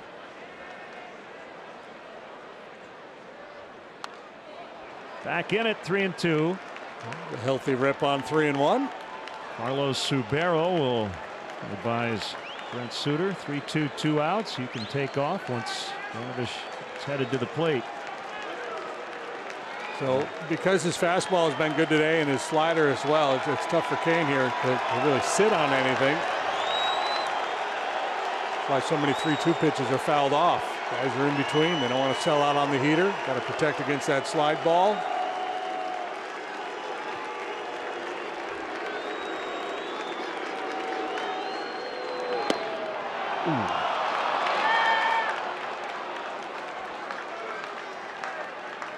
So second walk in as many innings. On the plate, just a little low, and that's a good take by Kane.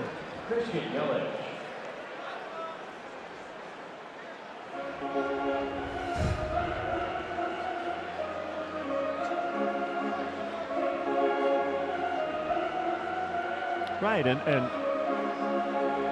as we try to do our jobs and analyze what we see, not all walks are created equal, and that was a very competitive 3-2 pitch against a guy who doesn't always swing 3-2. Yeah, and some of his other starts, we've seen when things start to go south for you, just some head scratches, right? Some pitchers say, what was that? Bouncing a fastball or just missing by 2 feet.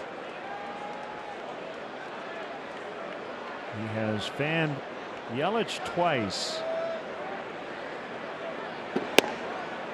And ball 1. So you get into that whole third time around thing, and not only that, but you know, Yelich is a very accomplished hitter.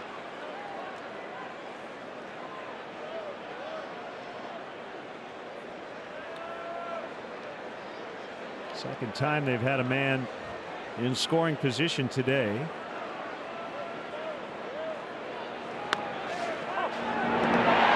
Good throw by Contreras.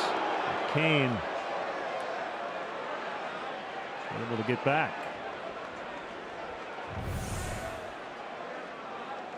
Yeah, Contreras loves this with a left-handed hitter up, little sneak attack from behind him.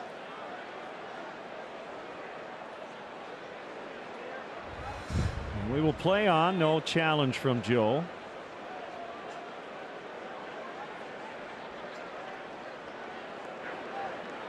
Base hit to the outfield doesn't necessarily score a run. They've got the pitcher running at second base. Happ is particularly shallow and left.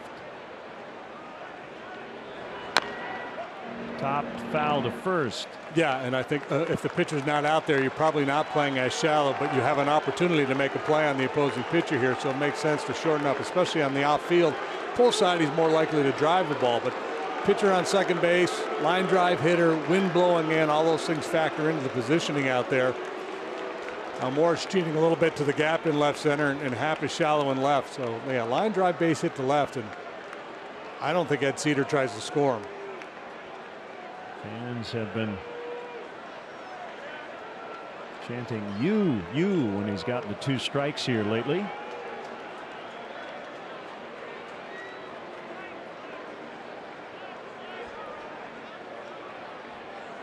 Here's his 1-2 to Yelich.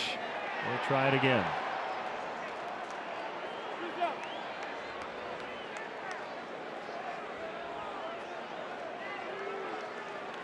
Yeah, that's you. Name your child you or Lou or Sue, and they can always convince themselves they're never being booed.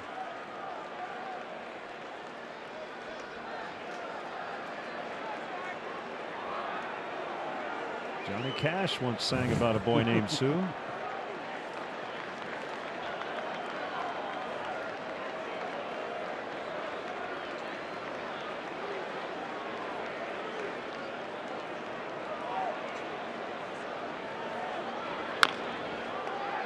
Darvish off the mound. Shovel flip to Rizzo. Oh, he strands a couple in the 5th today and leads 2-1.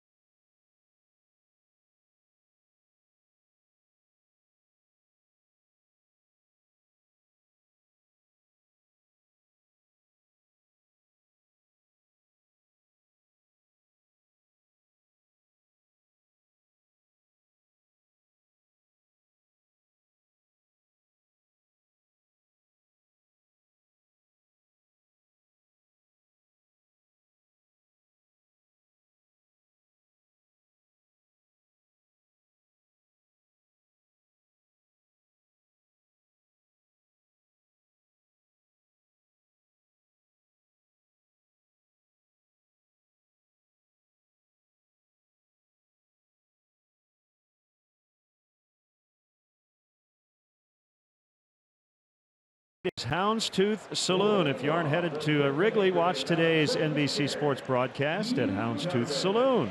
And to see the complete list of bars of the game presented by Miller Lite, visit NBCSportsChicago.com.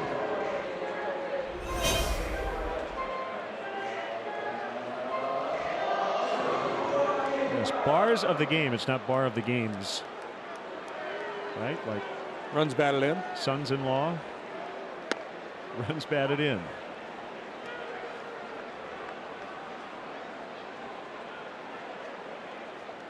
Well, I'm not into the whole.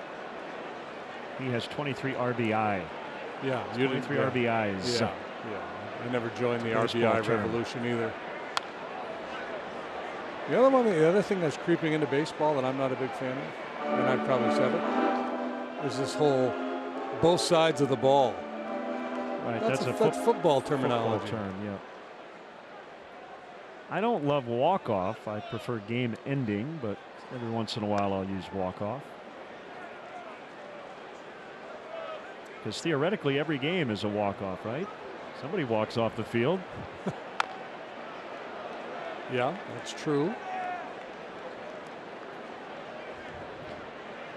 And then again, I suppose every game ender, it happens every day. It could be a game ending ground ball to short. Right.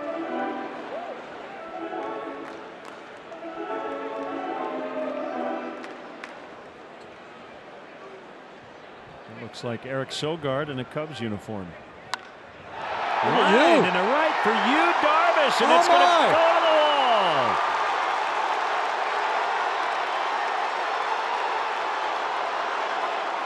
Get back there, you.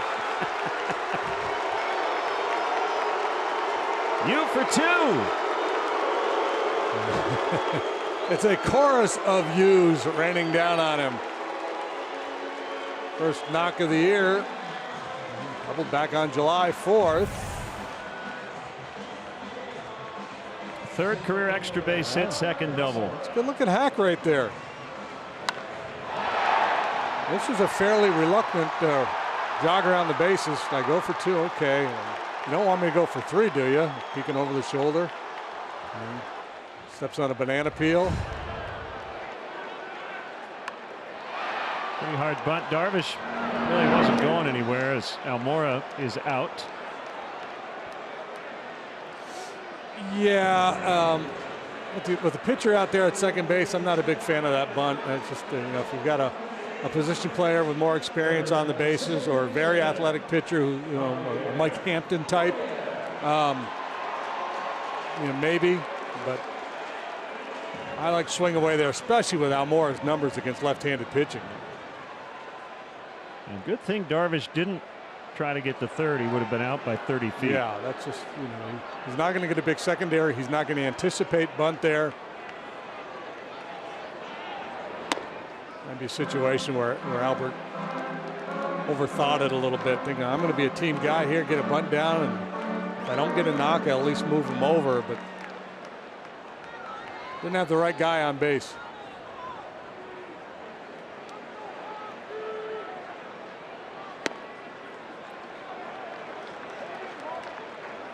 Suter has been really good since that shaky first inning.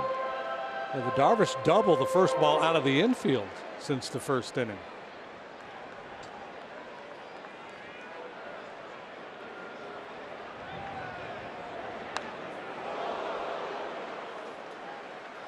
Talking earlier about him possibly pitching to keep his spot in the rotation. I suspect he's earned himself at least one more start with this effort here today.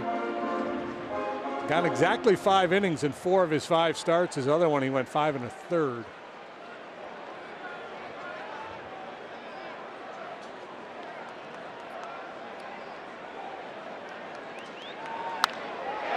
That'll be foul. Boy, it looked good, but had a lot of slice.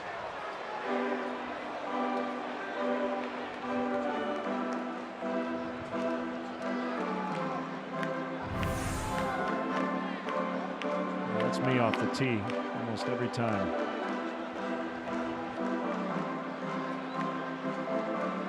Well, we've seen Baez hit the ball to the other field a lot more this year, and he's had success with it, including a long home run into the bullpen in Coors Field. But kind of a theme over the last few games for the Cubs, moving the ball around.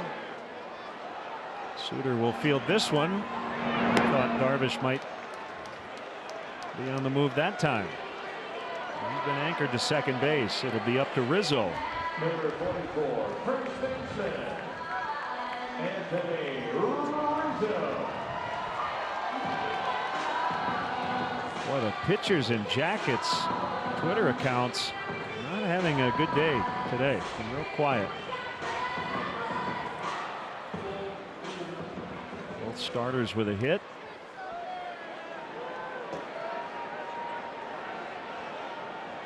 Eschewing the jacket. Well, you look like he wanted to steal third base.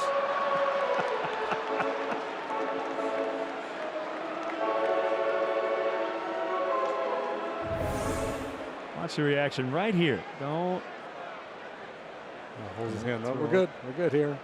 No need.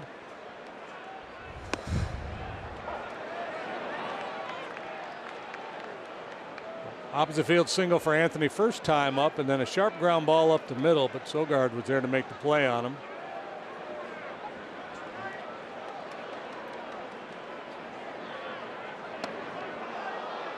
Darvish at second base right now kind of looks like the lonely kid at prom with no pockets in his pants. Just kind of like he doesn't know Feels out of how to place. stand. He's just kind of kicking the dirt, He's looking around. He's looking at Butter. You want me to steal? Want me to go?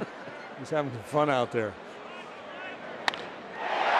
Into right, and it's going to hold up as Santana makes the catch. Blistered by Rizzo, but for the third out. Still 2-1 after 5.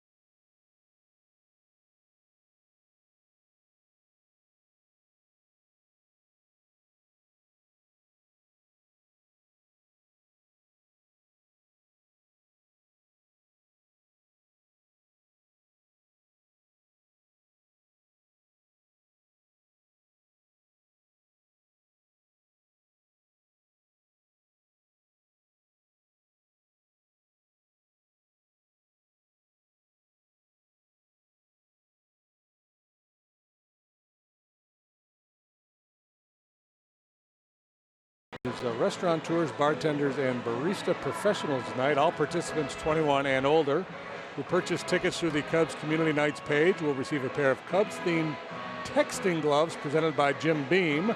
For more information, visit Cubs.com/community nights. Just like we promised earlier, it's time for the Miller Lite Hold True moment. Darvish with a double into the right field corner.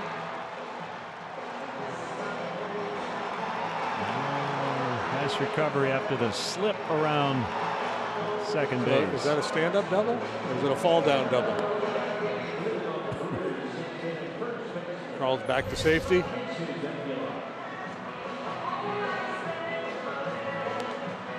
We'll finish 3, 4, 5 here in the 6th. Yeah. We got through the troublesome 5th, allowed a couple of base runners, but no runs.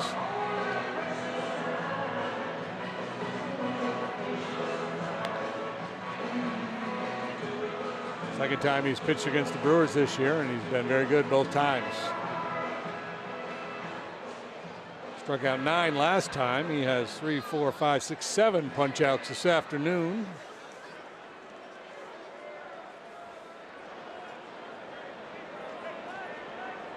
Aguilar with a sac fly in the 1st. Called out on strikes in the 4th.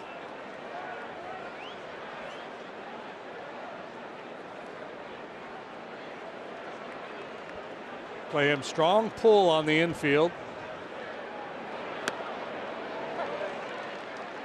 Virtually has no room in the hole on the left side with Russell and Bodie playing deep and awfully close together. Brewers have plated 1 run in the series. High in the air to left.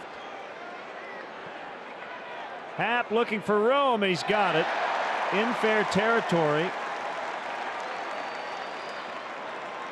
Aguilar took his bat all the way to first base.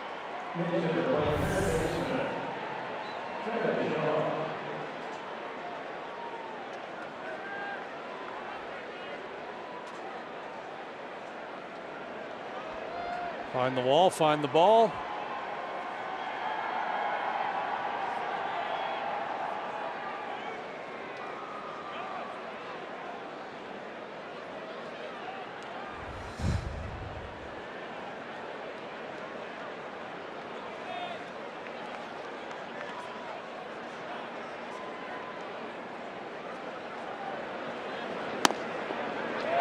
Strike to Shaw.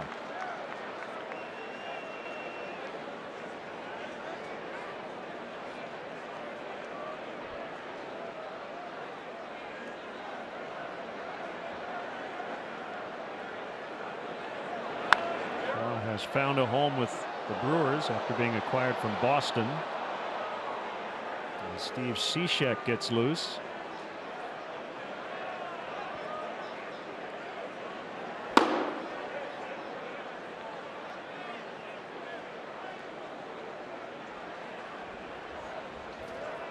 Taylor Williams up in the Milwaukee pen. That one bounced way in front of the plate.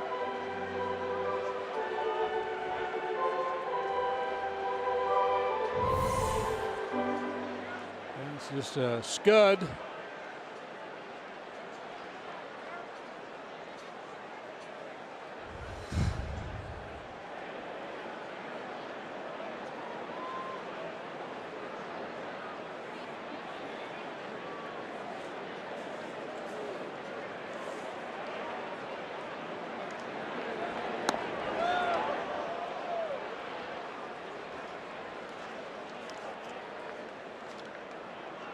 See the pitch count at 92.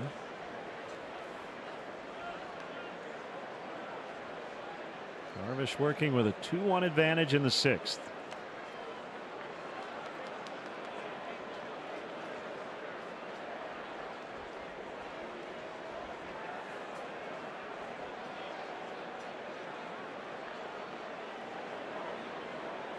Most pitches Darvish has thrown in a game this year, 105. That was against Atlanta in 4 2/3 innings.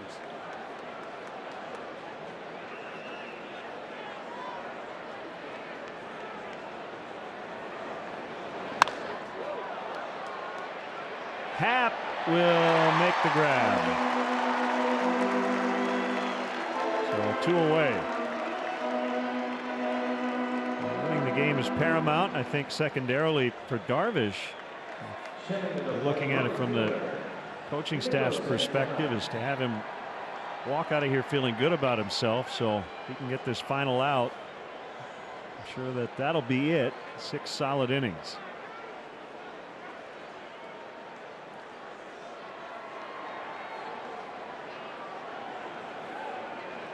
Something to build on. Yeah, bullpen's pretty well rested too, with the length that the starters have provided in recent days.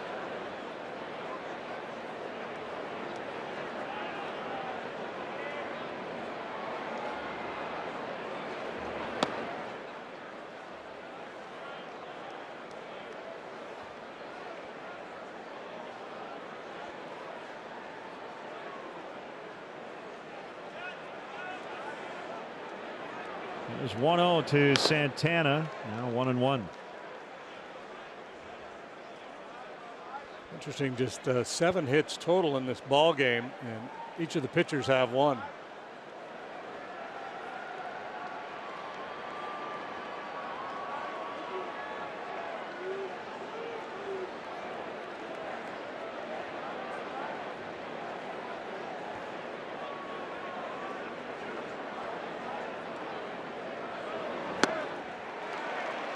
Brewers got what 4 hits off Kyle last night, and they all came after 2 were out. They have 2 hits today, and they've both come after 2 were out.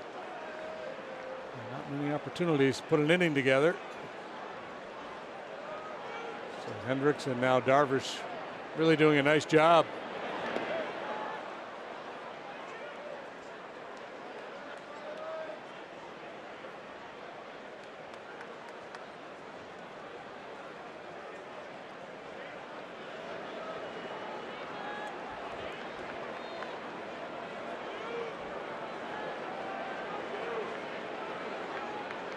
Two balls, 2 strikes. The pitch. Inside.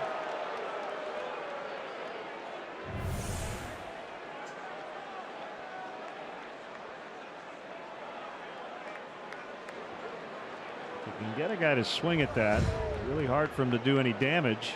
But Santana didn't bite. So it'll be his 100th pitch.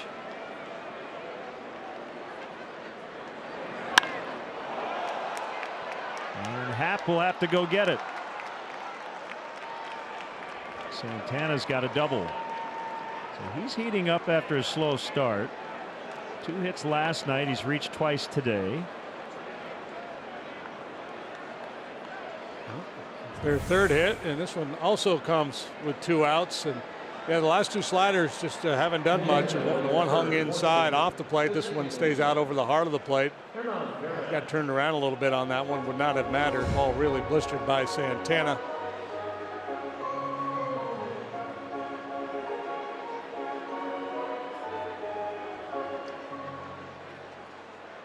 Yeah, that backup slider that Darvish threw on the 2-2. You can get people out with that. Yeah, you get a lot of swings and misses at that pitch. Yeah, you can't leave it over the plate, though, as you said. That up in the zone backup slider that you don't intend to throw. A lot of times you get swing and miss or weak contact, a little pop up. Perez takes a strike. Right on the inside edge.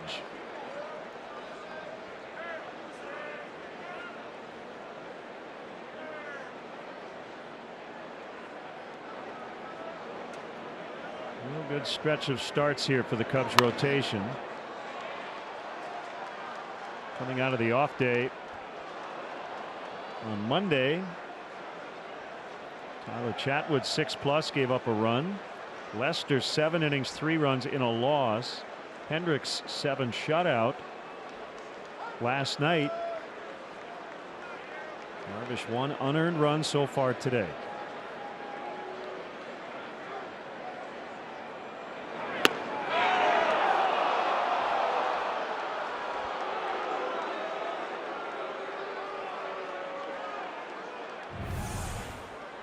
Hoping to get a call. This fastball off the outside corner at 95 miles per hour.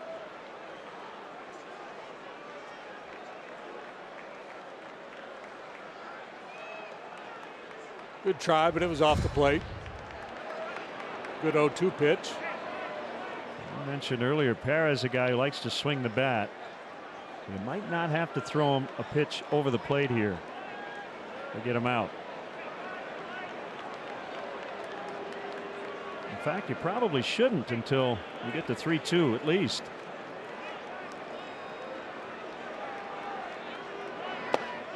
And he went on a pitch way out of the zone. So Darvish likely done for the day. It's 2-1.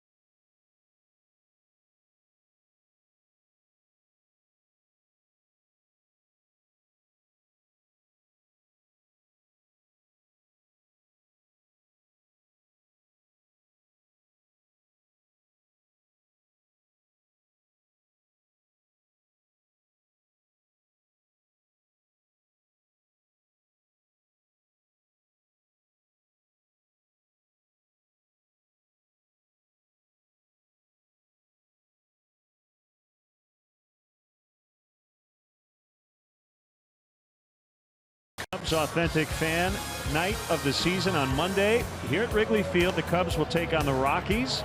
And make sure you watch the game. You can visit the Authentic Fan booth inside the Gallagher Way gate and grab a free hat while supplies last.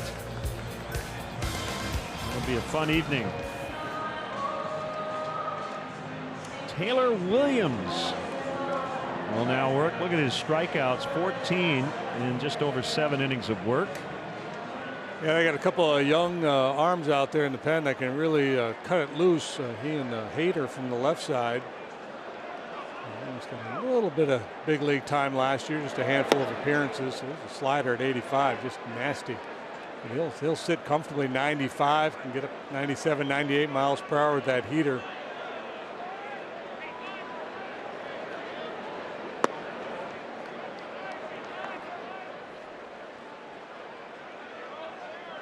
So you go from the finesse lefty to this power right-hander.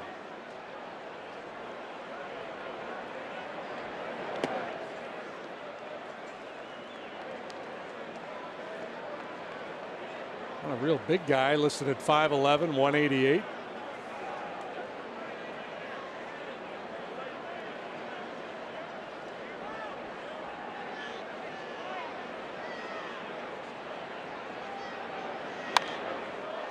Pop foul, and back to the seats.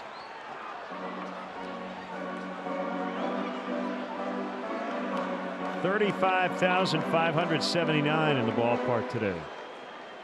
Well-attended series and should get even better on the weekend. 37 plus last night.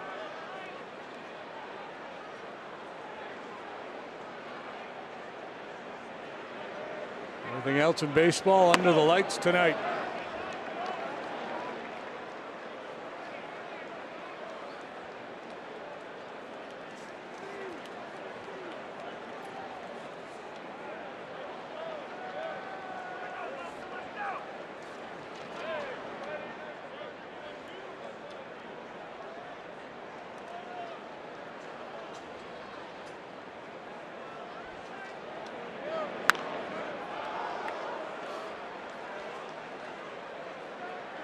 You know, it's funny, you read bios on guys all the time, and a lot of times it'll say, you know, also played basketball in high school or football. Williams was a tennis player in high school. Pitched collegiately first at Washington State, then transferred to Kent State.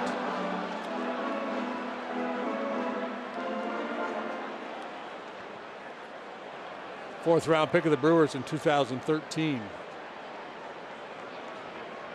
Former Cub Chris Spire, real good tennis player. Pulled to left. Yelich will get there as that ball was up in the air for a while. I think the wind took a bite out of that one. That was pretty well struck by Contreras.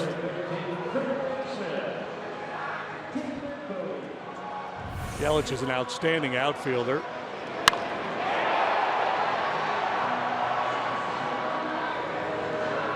You'd feel comfortable making him your everyday center fielder. He's plus out there and left.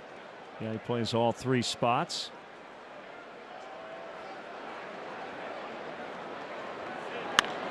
Bodie into center. Kane makes the grab. 2 down.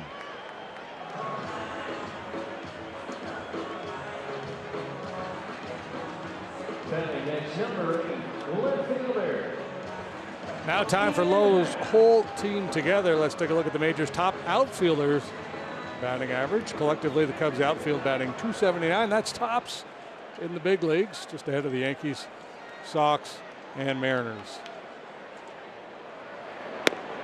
Strike to Happ, 95 on the outside. Suter, 5 innings, 2 runs. Darvish, 6 innings, 1 unearned run.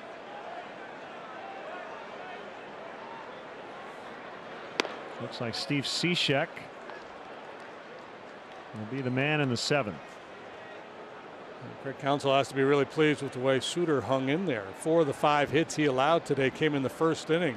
Cubs went double, single to start this game. Looked like it might be a short day for the left-hander, but he settled in nicely, pitched a competitive game, and turns it over to one of the better bullpens in all of Major League Baseball.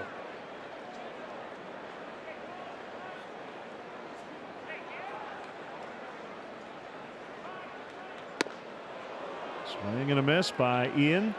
2-2. Man, how about the action on that fastball? That was reminiscent of Carl Edwards Jr. 95-mile-an-hour heater with all kinds of cut. Both feet were in the air when he took that swing.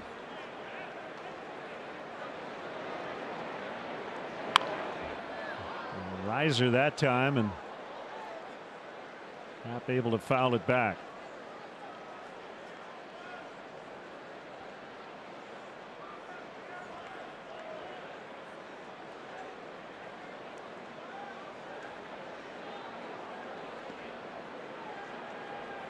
Two on its way. Another foul.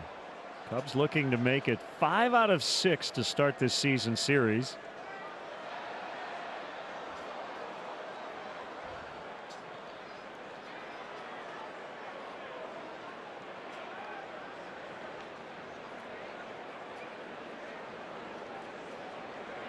And he struck him out. Williams pretty impressive. We go to the 7th. 2-1 Cubs.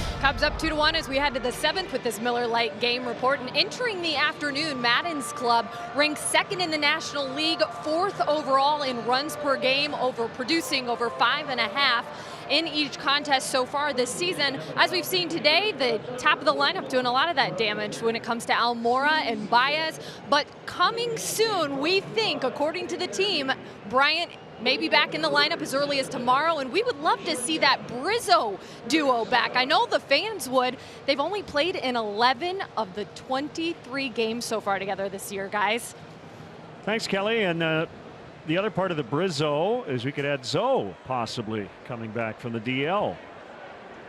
Talked to Ben yesterday. He was feeling great. Steve Cishek thought he had strike one. Instead, it's ball one on Eric Sogard. Yeah, top of the zone certainly could have been called a strike. Cishek's been outstanding so far.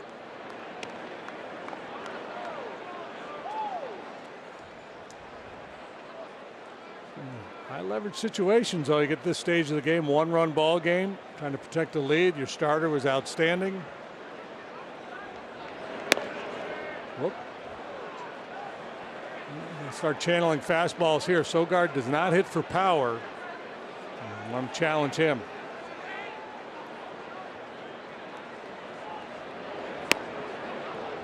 Ooh, my. No way. Well, wow, yeah. Cishek thought he threw 3 strikes there, and the Cubs dugout not happy at all. And I think the argument is, well, one of them's got to be a strike, the one up or down. That looks like a quality strike, especially 3-0, right? Yeah, well, it's just. So a base runner. Here's Pena. I will say, for the most part, he hasn't called that low ball today. So he has been consistent. Yeah. Good lead by Sogard. Pena takes a strike.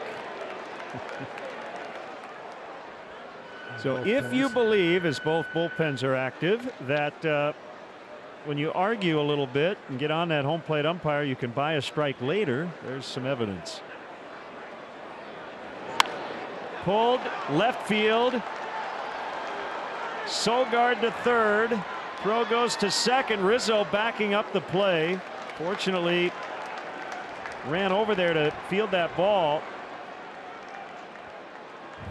And I think Javi Baez is pointing at Happ saying, you did the right thing, you threw to the right base. And good thing Rizzo came in back, because if he didn't, that was Sogard might be able to score. Yeah, Javi was lined up for a relay, thinking there might be a throw home. Happ's thinking about keeping that back runner out of scoring position. No, there was no play to be made at third base. Good heads-up play by Rizzo. Ryan Braun will pinch hit for the pitcher Williams. So the Cubs will play at double play depth. They'll give up the tying run for a shot at a double play. Last night, Braun got his 100th career hit at Wrigley Field. Went 2 for 4. And takes off the inside corner.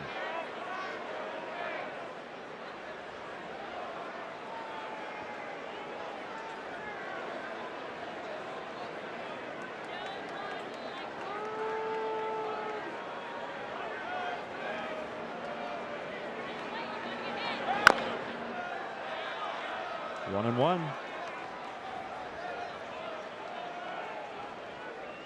It'll be tough for Cishek to get out of it completely, and if he does not, it'll be a tough no decision for Darvish. 6 innings, 1 unearned run. Yeah, he would love to get the win, but he's got to feel awfully good at the way he threw the ball today.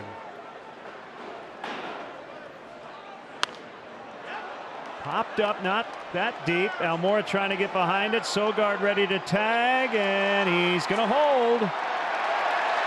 And he would have been out.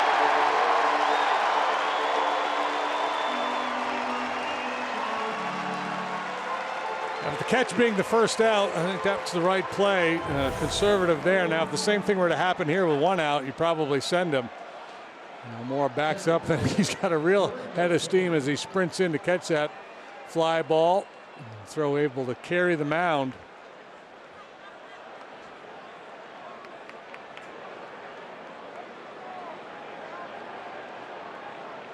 That's always the challenge with that throw from straightaway center field.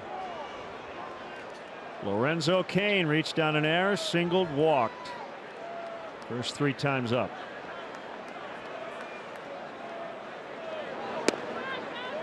Inside, ball 1. Yeah, that's potential ground ball double play pitch for Cishek. That 2-seamer going down and in. Going to induce that ground ball to the left side.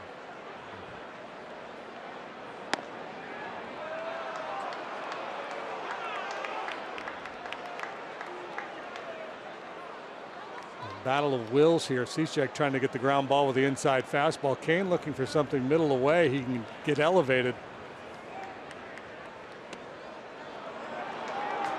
I've never seen Steve this animated. He's really frustrated with Sherwater, and obviously, you know, 1-run game with a lot on the line, and you're going to be a little more amped up.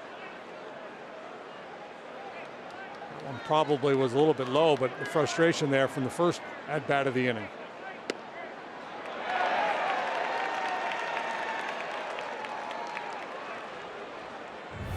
Goes with a 3-0 slider.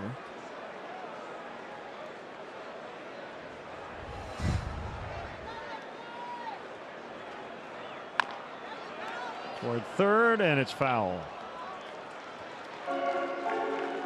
the anxiety starts to tip the other way a little bit to Kane.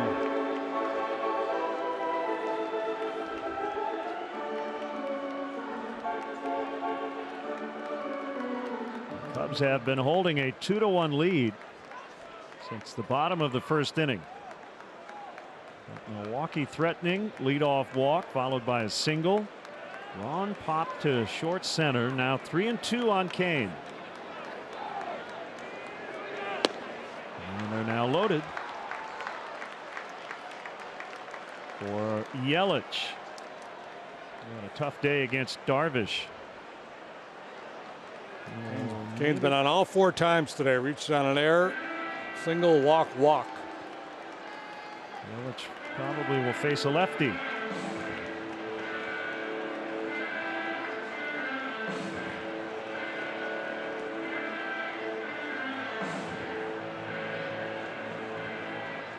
Brian Dunsing when we come back.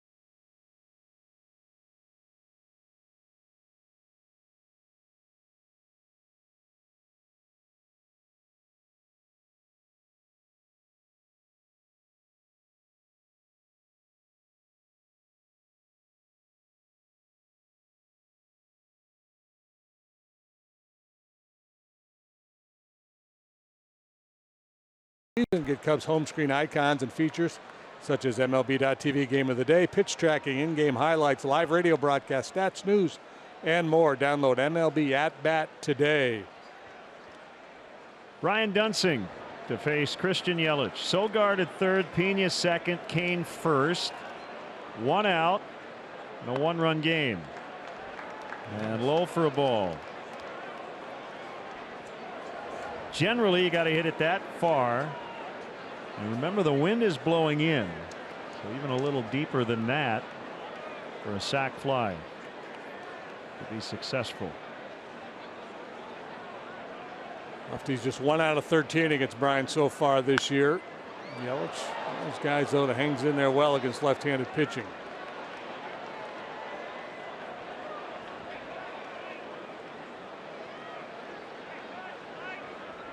Cubs play him a little bit the other way in the outfield. Would be more inclined to do so with a lefty on the mound. 1-1 to Yelich.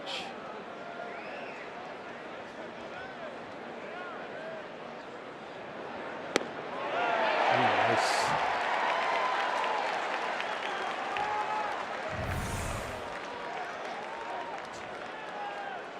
Big sweeping breaking ball catches the outside corner.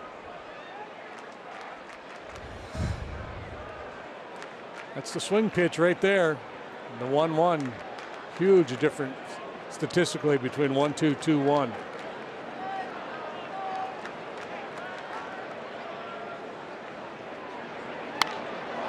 High fly ball right field. Hayward on the warning track. Hauls it in. That's the good news.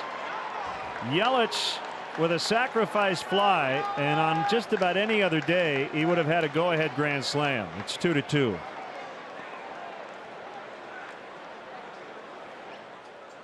Yeah, they went back to the breaking ball, and this one just hangs there. Thigh high over the heart of the plate.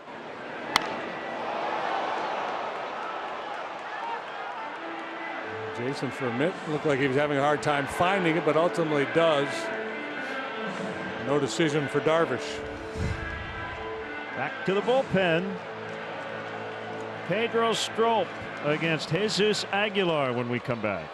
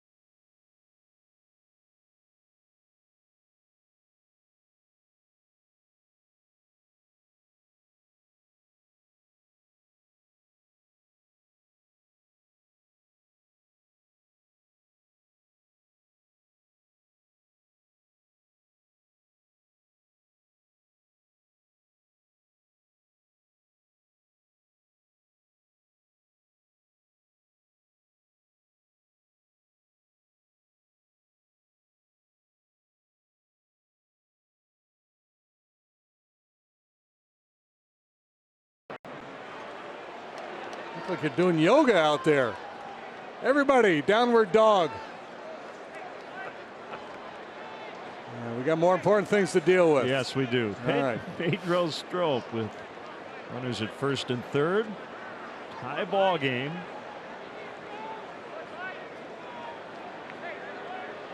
Pedro worked twice on the road trip, once in Colorado, then a couple of days ago in Cleveland, just a third of an inning, that outing in Cleveland. So Joe using three relievers here, maybe all to get just one out. Cishek charged with a run. Eventually got the first out. Dunsing got the second out on the sac fly. And this ball hammered foul. A spinner that didn't take the break. Pedro worked an inning and 2/3 on the 21st in Denver. And then that third of an inning a couple days ago in Cleveland. So he has not made a lot of pitches in the last week. Baez out and emphatically waving off Almora, but it'll be Almora to make the catch. St. Xavier University presents the 7th inning stretch. Our Doug Glanville has the duties today. To the ball game, former Cubs outfielder Doug Glanville. Hey, let me hear ya. A 1, a 2, a 3. Take me out to the ball game. Take me out with the crowd.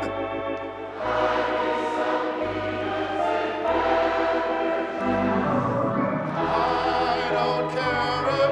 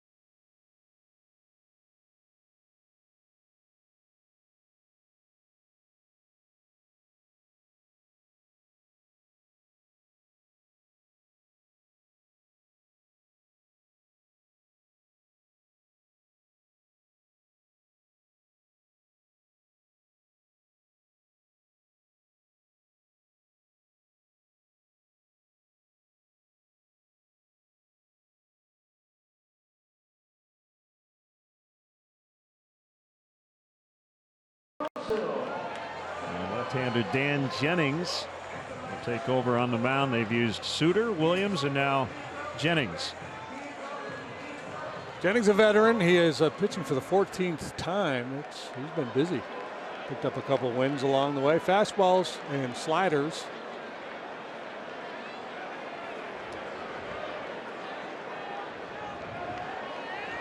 Two tie.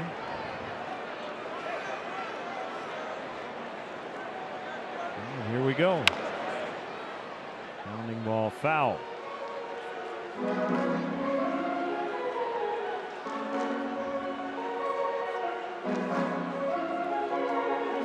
Cubs trying to get to 3 games over 500 for the first time.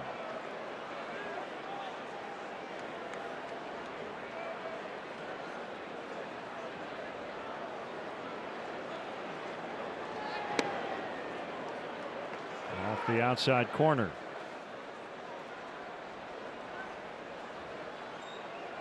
Russell, obviously a right-handed batter, then Hayward from the left side next, and then a pinch hitter.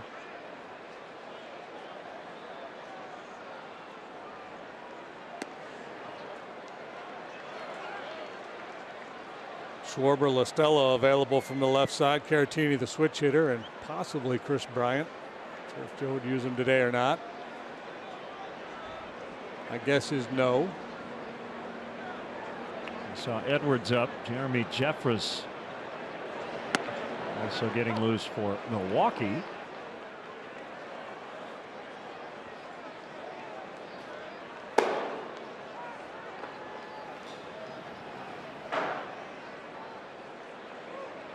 Two-two score, 2-2 count. Sogard ranging up the middle, and that'll be a hit for Russell.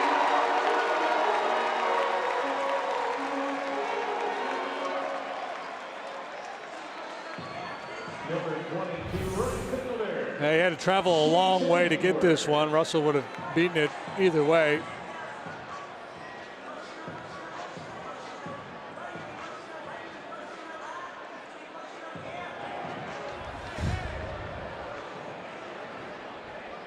Hayward walked in the second inning, grounded out in the fourth. Switch hitter Caratini out on deck.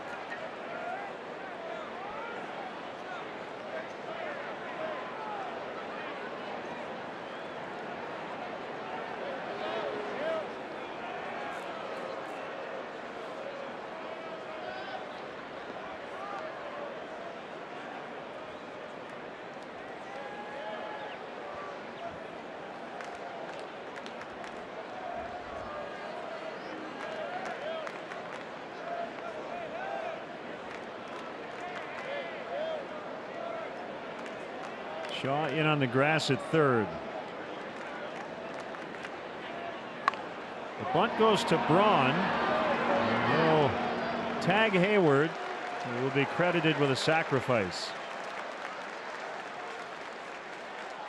A small ball late in the ball game. It's been an interesting game in that regard. Stolen bases early. The wind blowing in, obviously the run scoring environment is conducive to playing a little small ball. Certainly at this stage of the ball game.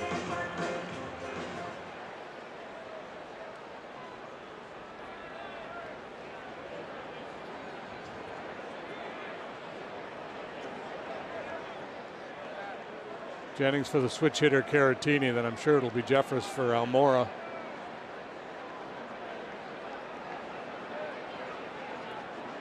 Look at Russell now, the pitch off the inside.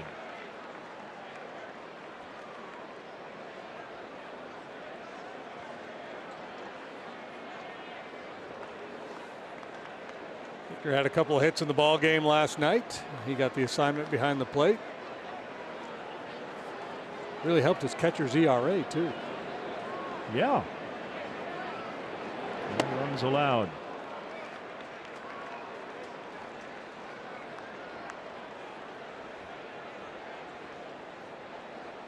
He's in a 2-0 count here with a go-ahead run at second base.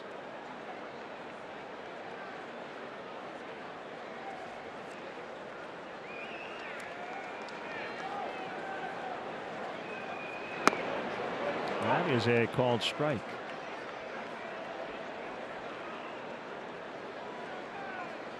Victor 0 for 3 in the pinch so far this year.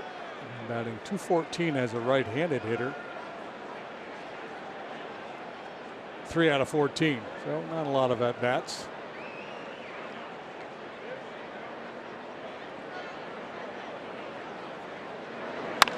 Ground ball, base hit. Russell to third. He'll be stopped by Brian Butterfield. Santana got to it quickly in shallow right.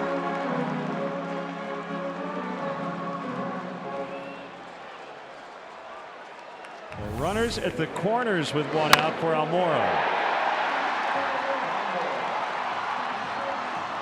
Yeah, again, opposite field, you're going to shorten up a little bit. Less likely the guy's going to drive the ball over your head. So that allows Santana to get to that ball in a hurry. He's got a big arm out there. Brian Butterfield went way down the third base line to let that play develop and then threw up the stop sign for Russell. Pitching change. Cubs try to get the lead again when we come back.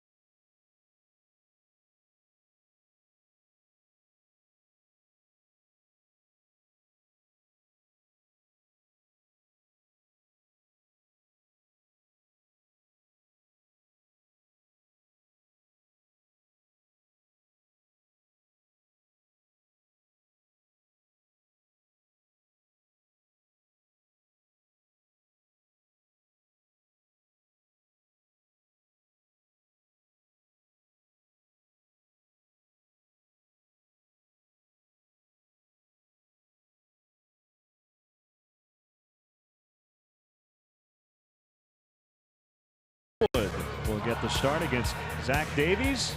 Brewers and Cubs will wrap up this weekend series. Our coverage begins at 12:30 with Cubs pregame live. You can stream the game live on the NBC Sports app. Veteran right-hander Jeremy Jeffress off to a good start, and he's facing a first and third one-out situation in the 7th inning. The Brewers bullpen has a handful of guys out there with sparkling ERAs. Jeffress among them at 0.68. Fastball 93-94. Secondary pitches curveball and change, and they use both those pitches a fair bit.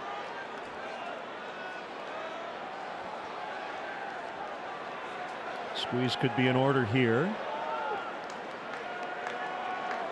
Almora batting with 2 men on. Caratini at first, Russell over at third. Braun ready to charge, and Almora takes it inside, ball 1.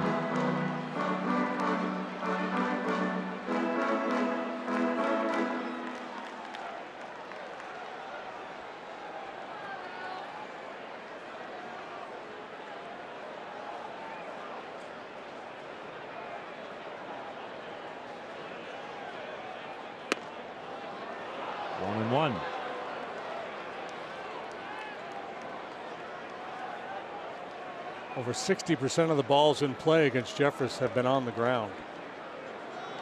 So I'm sure that's got Joe thinking about the possibility, at least, of the little safety squeeze. Almora made an out on a bunt his last time up. Foul tip. Well, he was looking in there, right? The first two had that running action moving in on him. You can tell the swing he took at that one. He was looking looking in again, and that one was supposed to be in, but you see the front side's gone. Albert's opening up, anticipating a two-seam fastball moving in on him. Well, he's got to really go to work. The 1-2, and he struck him out. A huge strikeout for Jeffress. It'll be up to Baez.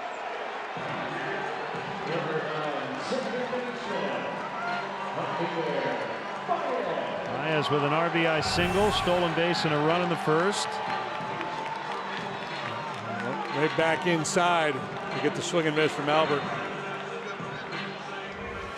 which I guess is better than a two-hopper to short.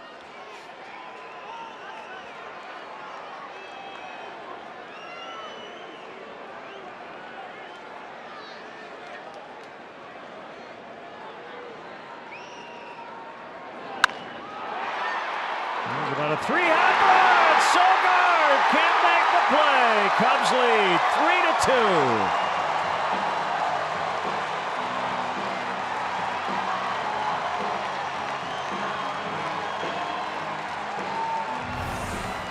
Looked like the inning was going to end, but then it didn't.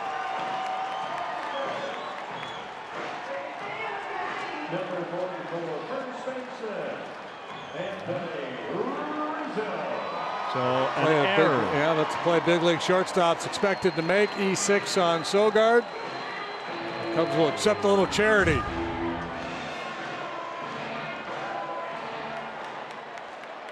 Run charged to Jennings.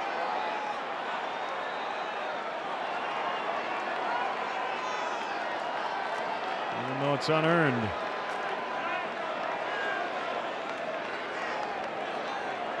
Rizzo takes outside.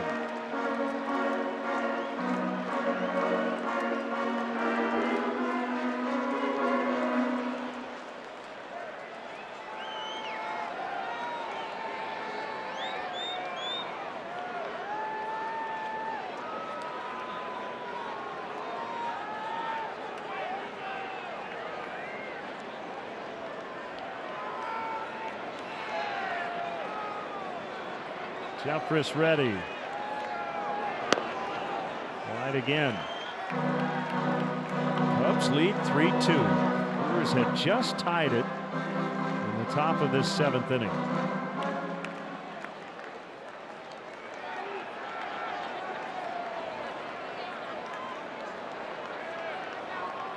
Getting back to that theme we've been talking about for a while now. Put the ball in play.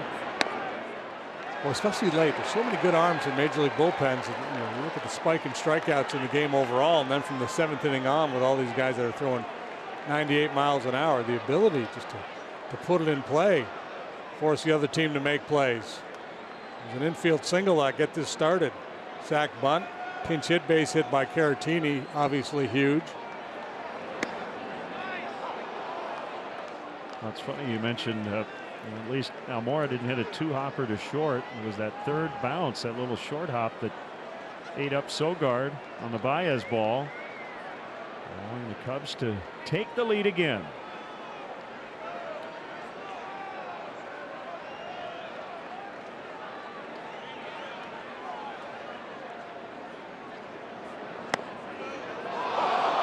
Full count.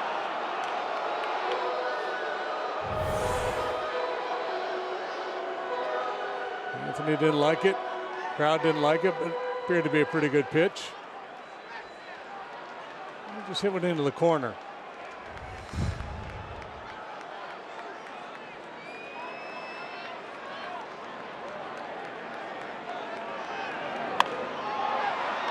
Ooh. That was brazen. They want to throw him that two-seamer at the hip and have it run back to the inside corner, but this ball gets a lot of home plate. It's 3-1 and he's cheating fastball.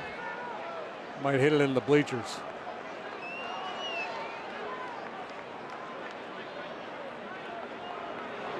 Line center field. Kane will make the play.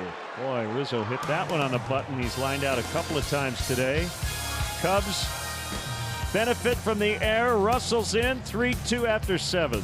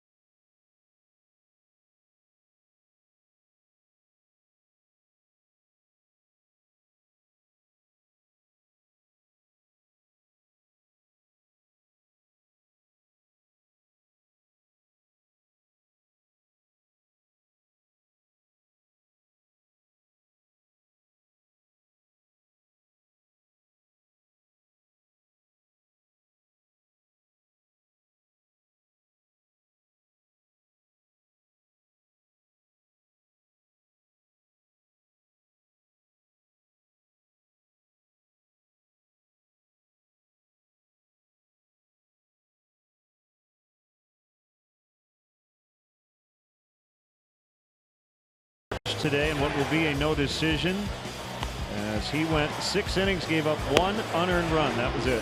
Yeah, so he does not come away with his first victory in a Cub uniform, but he comes away with a feeling of satisfaction of doing an outstanding job here today, and a tough go for him so far this year, but good work this afternoon by Darvish. Benny's Beverage Depot is the official champagne provider of the Chicago Cubs.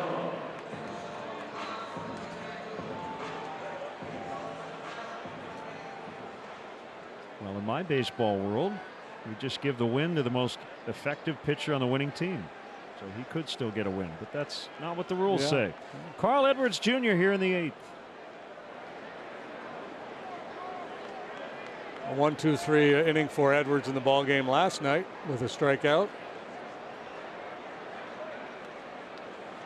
Facing Travis Shaw. And strike 1 on a curve.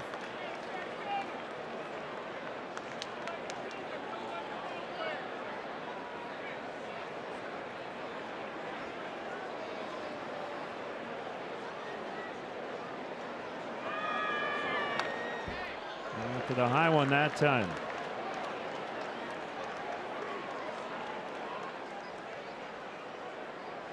Most guys, when they face Edwards, they're worried about velocity and that cutting action. A left-handed hitter in on the hand, so the curveball, a freebie if you can drop it in there to get strike 1.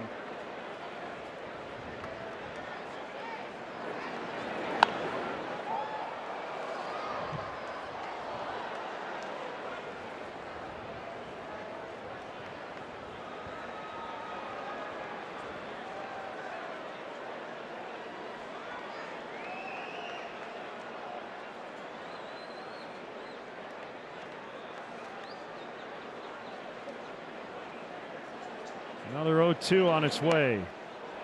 Backdoor curve is outside.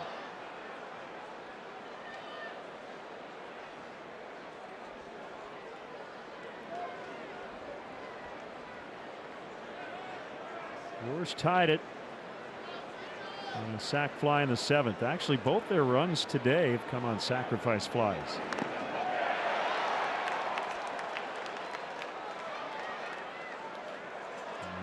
Wilson's going to need a moment.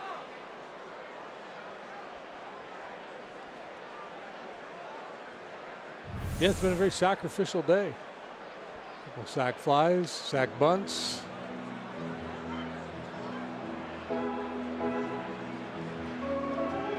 Maybe we should read a promo or something.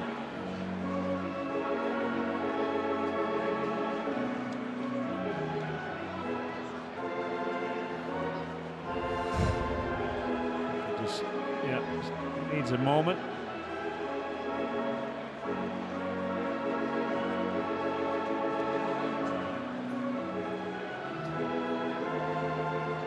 Cishek today, a third of an inning, a hit, a run, a couple of walks, and one disputed for sure. That's how things got started for Milwaukee in the seventh. The lead walk to Sogard. He made quality pitches. Got pinched a little bit. Ryan Dunsing, a third of an inning, all zeros. Same for Pedro Strop.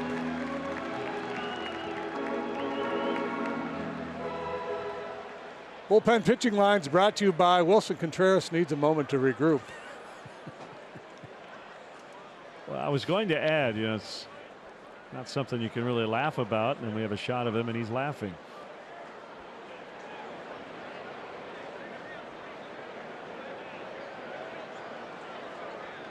One and two to Shaw. There's no crying in baseball, as we know, so you might as well laugh.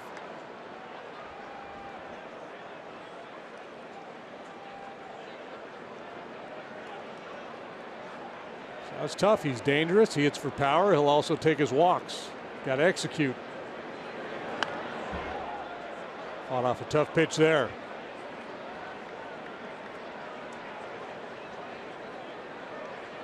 Carl Edwards with a power cutter in on the hands of Travis Shaw for the fast pitch of the game, presented by Xfinity, America's best internet service provider.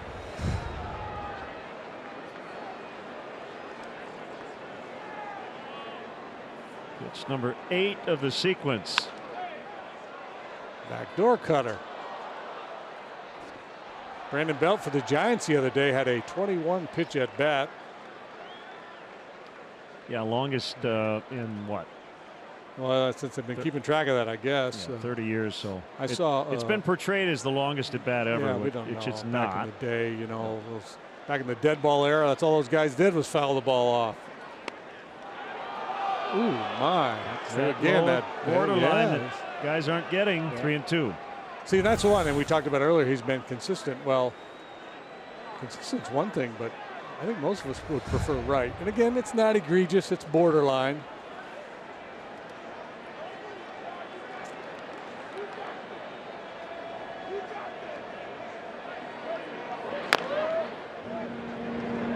Yeah, Ricky Gutierrez, playing for the Astros years ago, had a 20 pitch at bat against Bartolo Colon.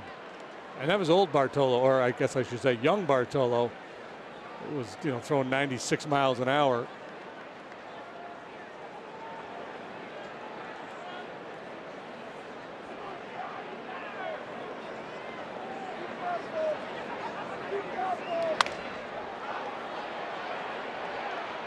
Baez, and it's Russell in front of him. And Gary Cederstrom scooting out of the way.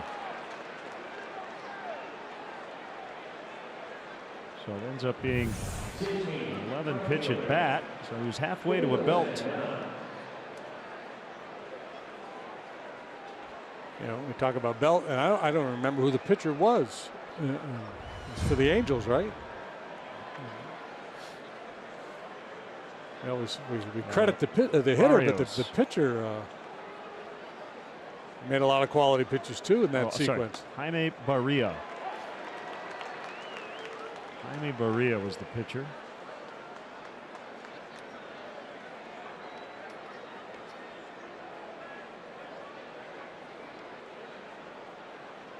One strike to Santana. Here's the pitch. Almost carbon copy of the first one, but it's 1-1.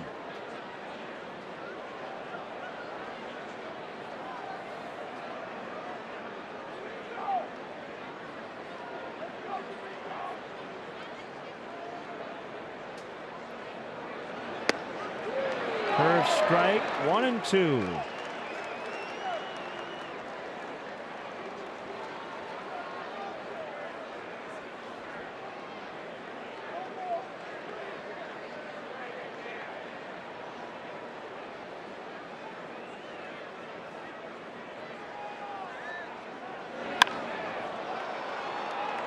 Almora for the second out. Cubs got 6 quality innings from Yu Darvish. Cishek, Dunsing, and Strop got through the 7th. 1 run allowed. Now Edwards here in the 8th.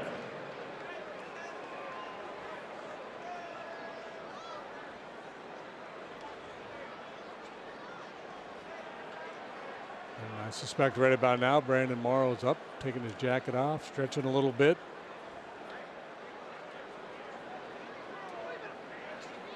Hernan Perez shows bunt and backs out of the way on a curve. Cardinals are in Pittsburgh tonight. Miles Michaelis off to a 3-0 start. They'll face Stephen Brault.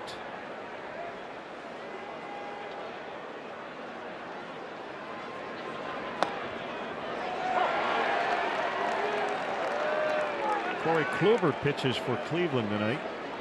They host Seattle. The Mariners won the opener last night. That time the low ball good enough.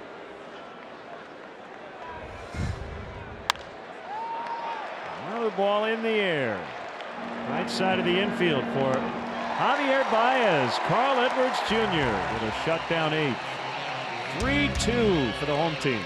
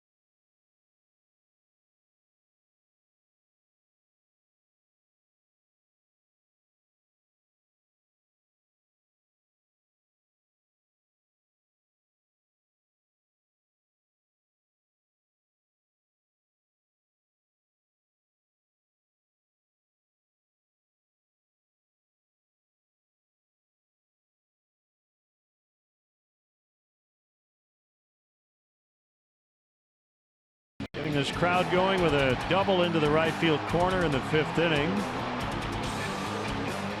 As he rounds second base. Pulls out a tire. And Justin Verlander tweeting, "You not doing a lot here to help us dispel the pitchers aren't athletes thing." What about that rocket double the right?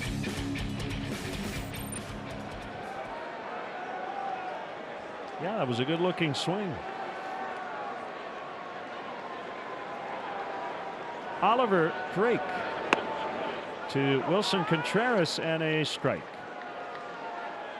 Justin Verlander in that Astros rotation has just been lights out so far. Drake is pitching for the 10th time. He's 1-0, excuse me, ERA just under 6. The Brewers pen continuing a streak now of 31 consecutive innings without allowing an earned run. But they did give up the lead with the unearned run charged to Dan Jennings. They would be on the hook for the loss if they don't come back. And Brandon Morrow, who got his 5th save last night, getting ready potentially for number 6.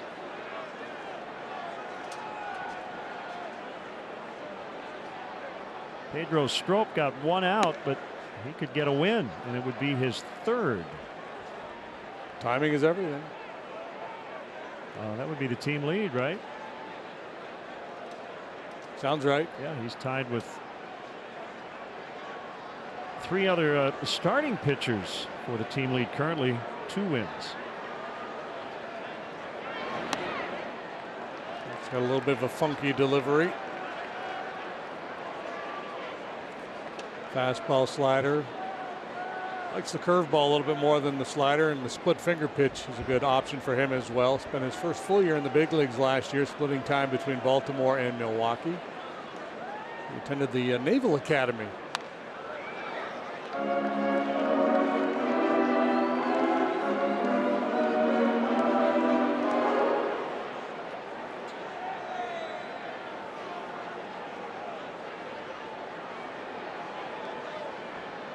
He majored in quantitative economics.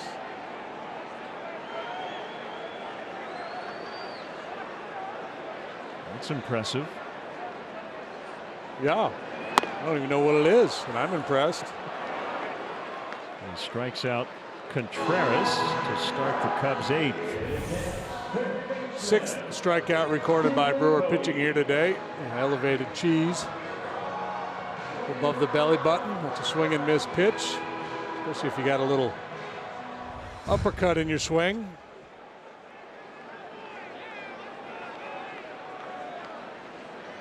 Bodie, nothing out of 3. Lined out his last time up.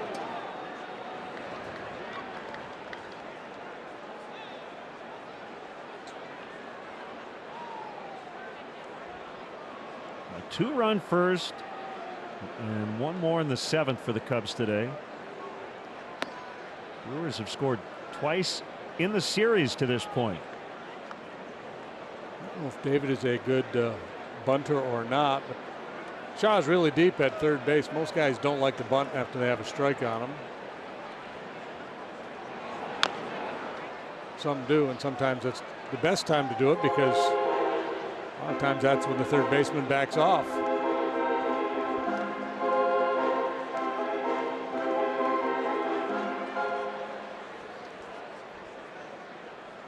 For 3 today. Hit the ball sharply to center last time he was up there.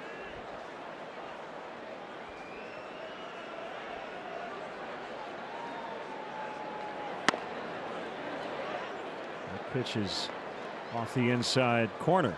2-2. It'll be Ian Happ next. Looking ahead to the Milwaukee 9th, bottom 3 in their order. But that includes Ryan Braun, who's now batting 9th.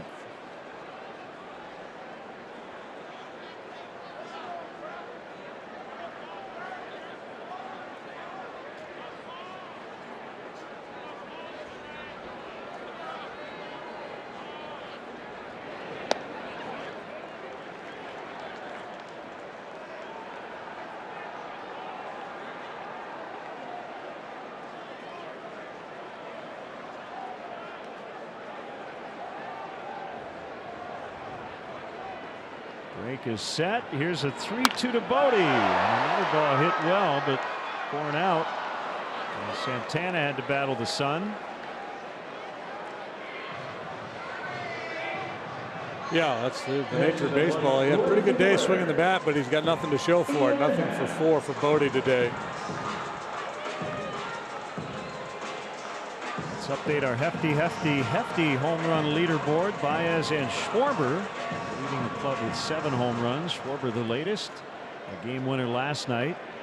Ian Happ has 3, including 1 on the first pitch of the major league season in Miami.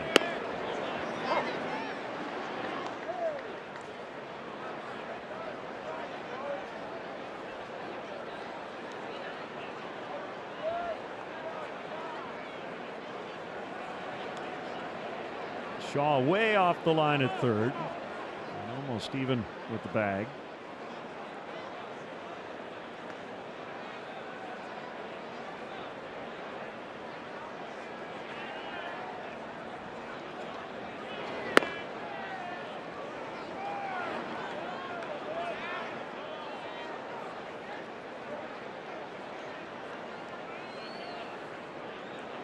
Cubs out hitting Milwaukee 7-4. Well, among the big things that have happened today, one we shouldn't forget is the Yelich sac fly. Bases loaded. He hit a towering, booming shot to right against a very stiff wind. It went all the way to the warning track. Cubs were fortunate that ball stayed in. Nice play by the catcher Pena to get Happ. So here comes the ninth. It's 3-2 Cubs.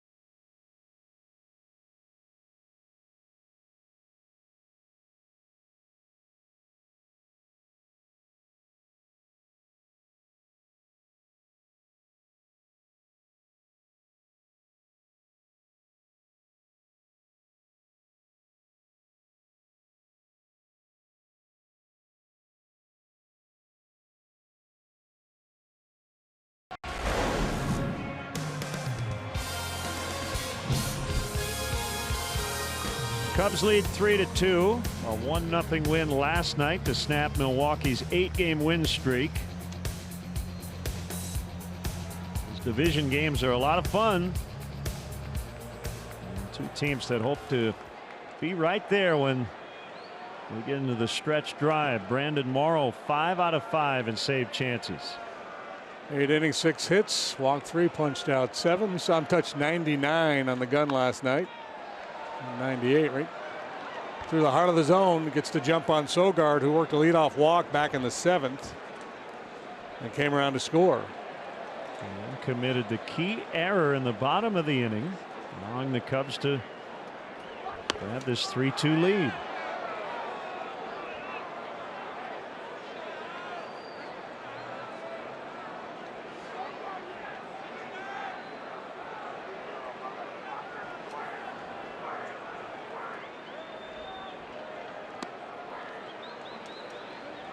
Two and one.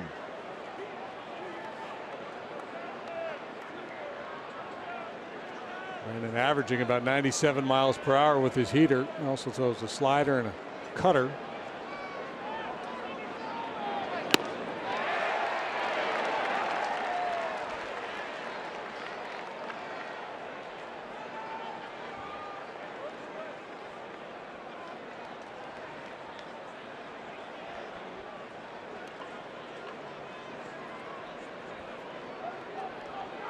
Turns and throws. Called strike 3. One away in the 9th. A little cheese at the knees, and this time Sherwater deems it good enough. 98 miles an hour. A dart right where Contreras was set up. Stu was sure about it. Pena. Ball one.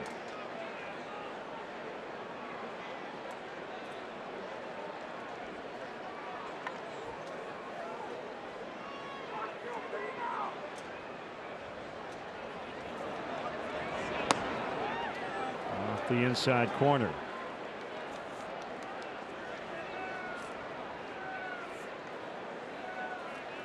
I'm meaning to ask Joe about what he called one of the best pitch games he had ever seen. It was Brandon Morrow. That ball is picked by Russell. 2 outs, 9th inning. Good swing, but a hang with him for Pena. A little topspin sinking line drive, and Russell gets it just before it hits the dirt. It was August 8, 2010 with Toronto. He pitched what Joe, who was then managing the Rays, called one of the best he'd ever seen. Morrow took a no-hitter into the ninth, a 17 strikeout complete game win. I guess that was in a former life as a starting pitcher. He's now a full-time closer, and he's trying to get Ryan Braun to end it. Swing and a miss.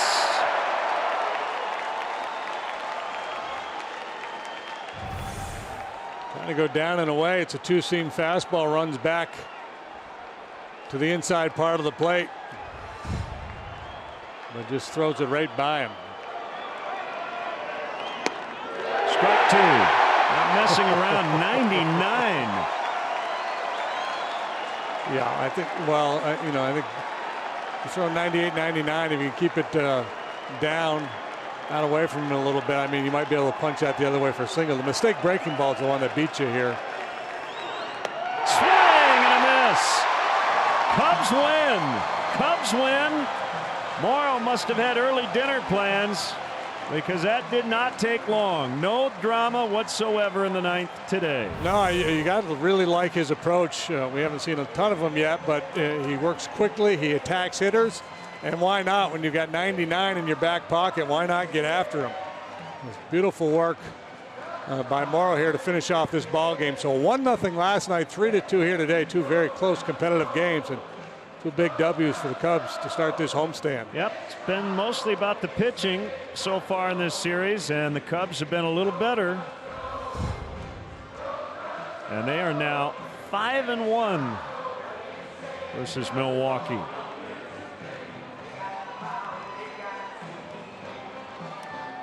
RBIs today for Baez and Rizzo. They came back in the first inning. They jumped on the left-hander Suter and went double, single, single to start the ball game. Real good execution in the seventh when they scored what was ultimately the winning run. Sack bunt by Hayward before the base hit by Caratini. And then Sogard with the error to allow the winning run to score.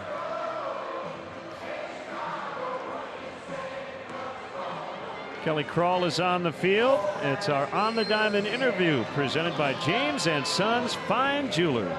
Thanks a lot, guys. Javi's got to get all the high fives out of the way first of all. No, yes. So you, Almora, Rizzo behind you guys, you get the offense going there in that first inning. What is it that you like right now about hitting behind Almora and then Rizzo behind you? The confidence, they have to pick one of us to pitch, and Rizzo's been struggling, and we getting him back. And me and Bird, we've been doing the job in the top of the lineup. So, getting on base is really important for our people in the lineup. Javi, before yesterday, you guys had won a run-one game. Now you've had two in a row. What does that mean, especially coming against a team in your division? Yeah, huge. We got big competition, especially against them. And, we just trying to win games. We try to do everything simple, and we're doing it. But the result not there yet, so we keep fighting through it. From your vantage point, what did you think of you, Darvish, this afternoon? Sick, yeah. He did great. Obviously, even hitting. He hit a double today, and got us in scoring position. So hopefully he keep doing it. Okay, you're scaring me in the dugout. You're backing up Russell in the field.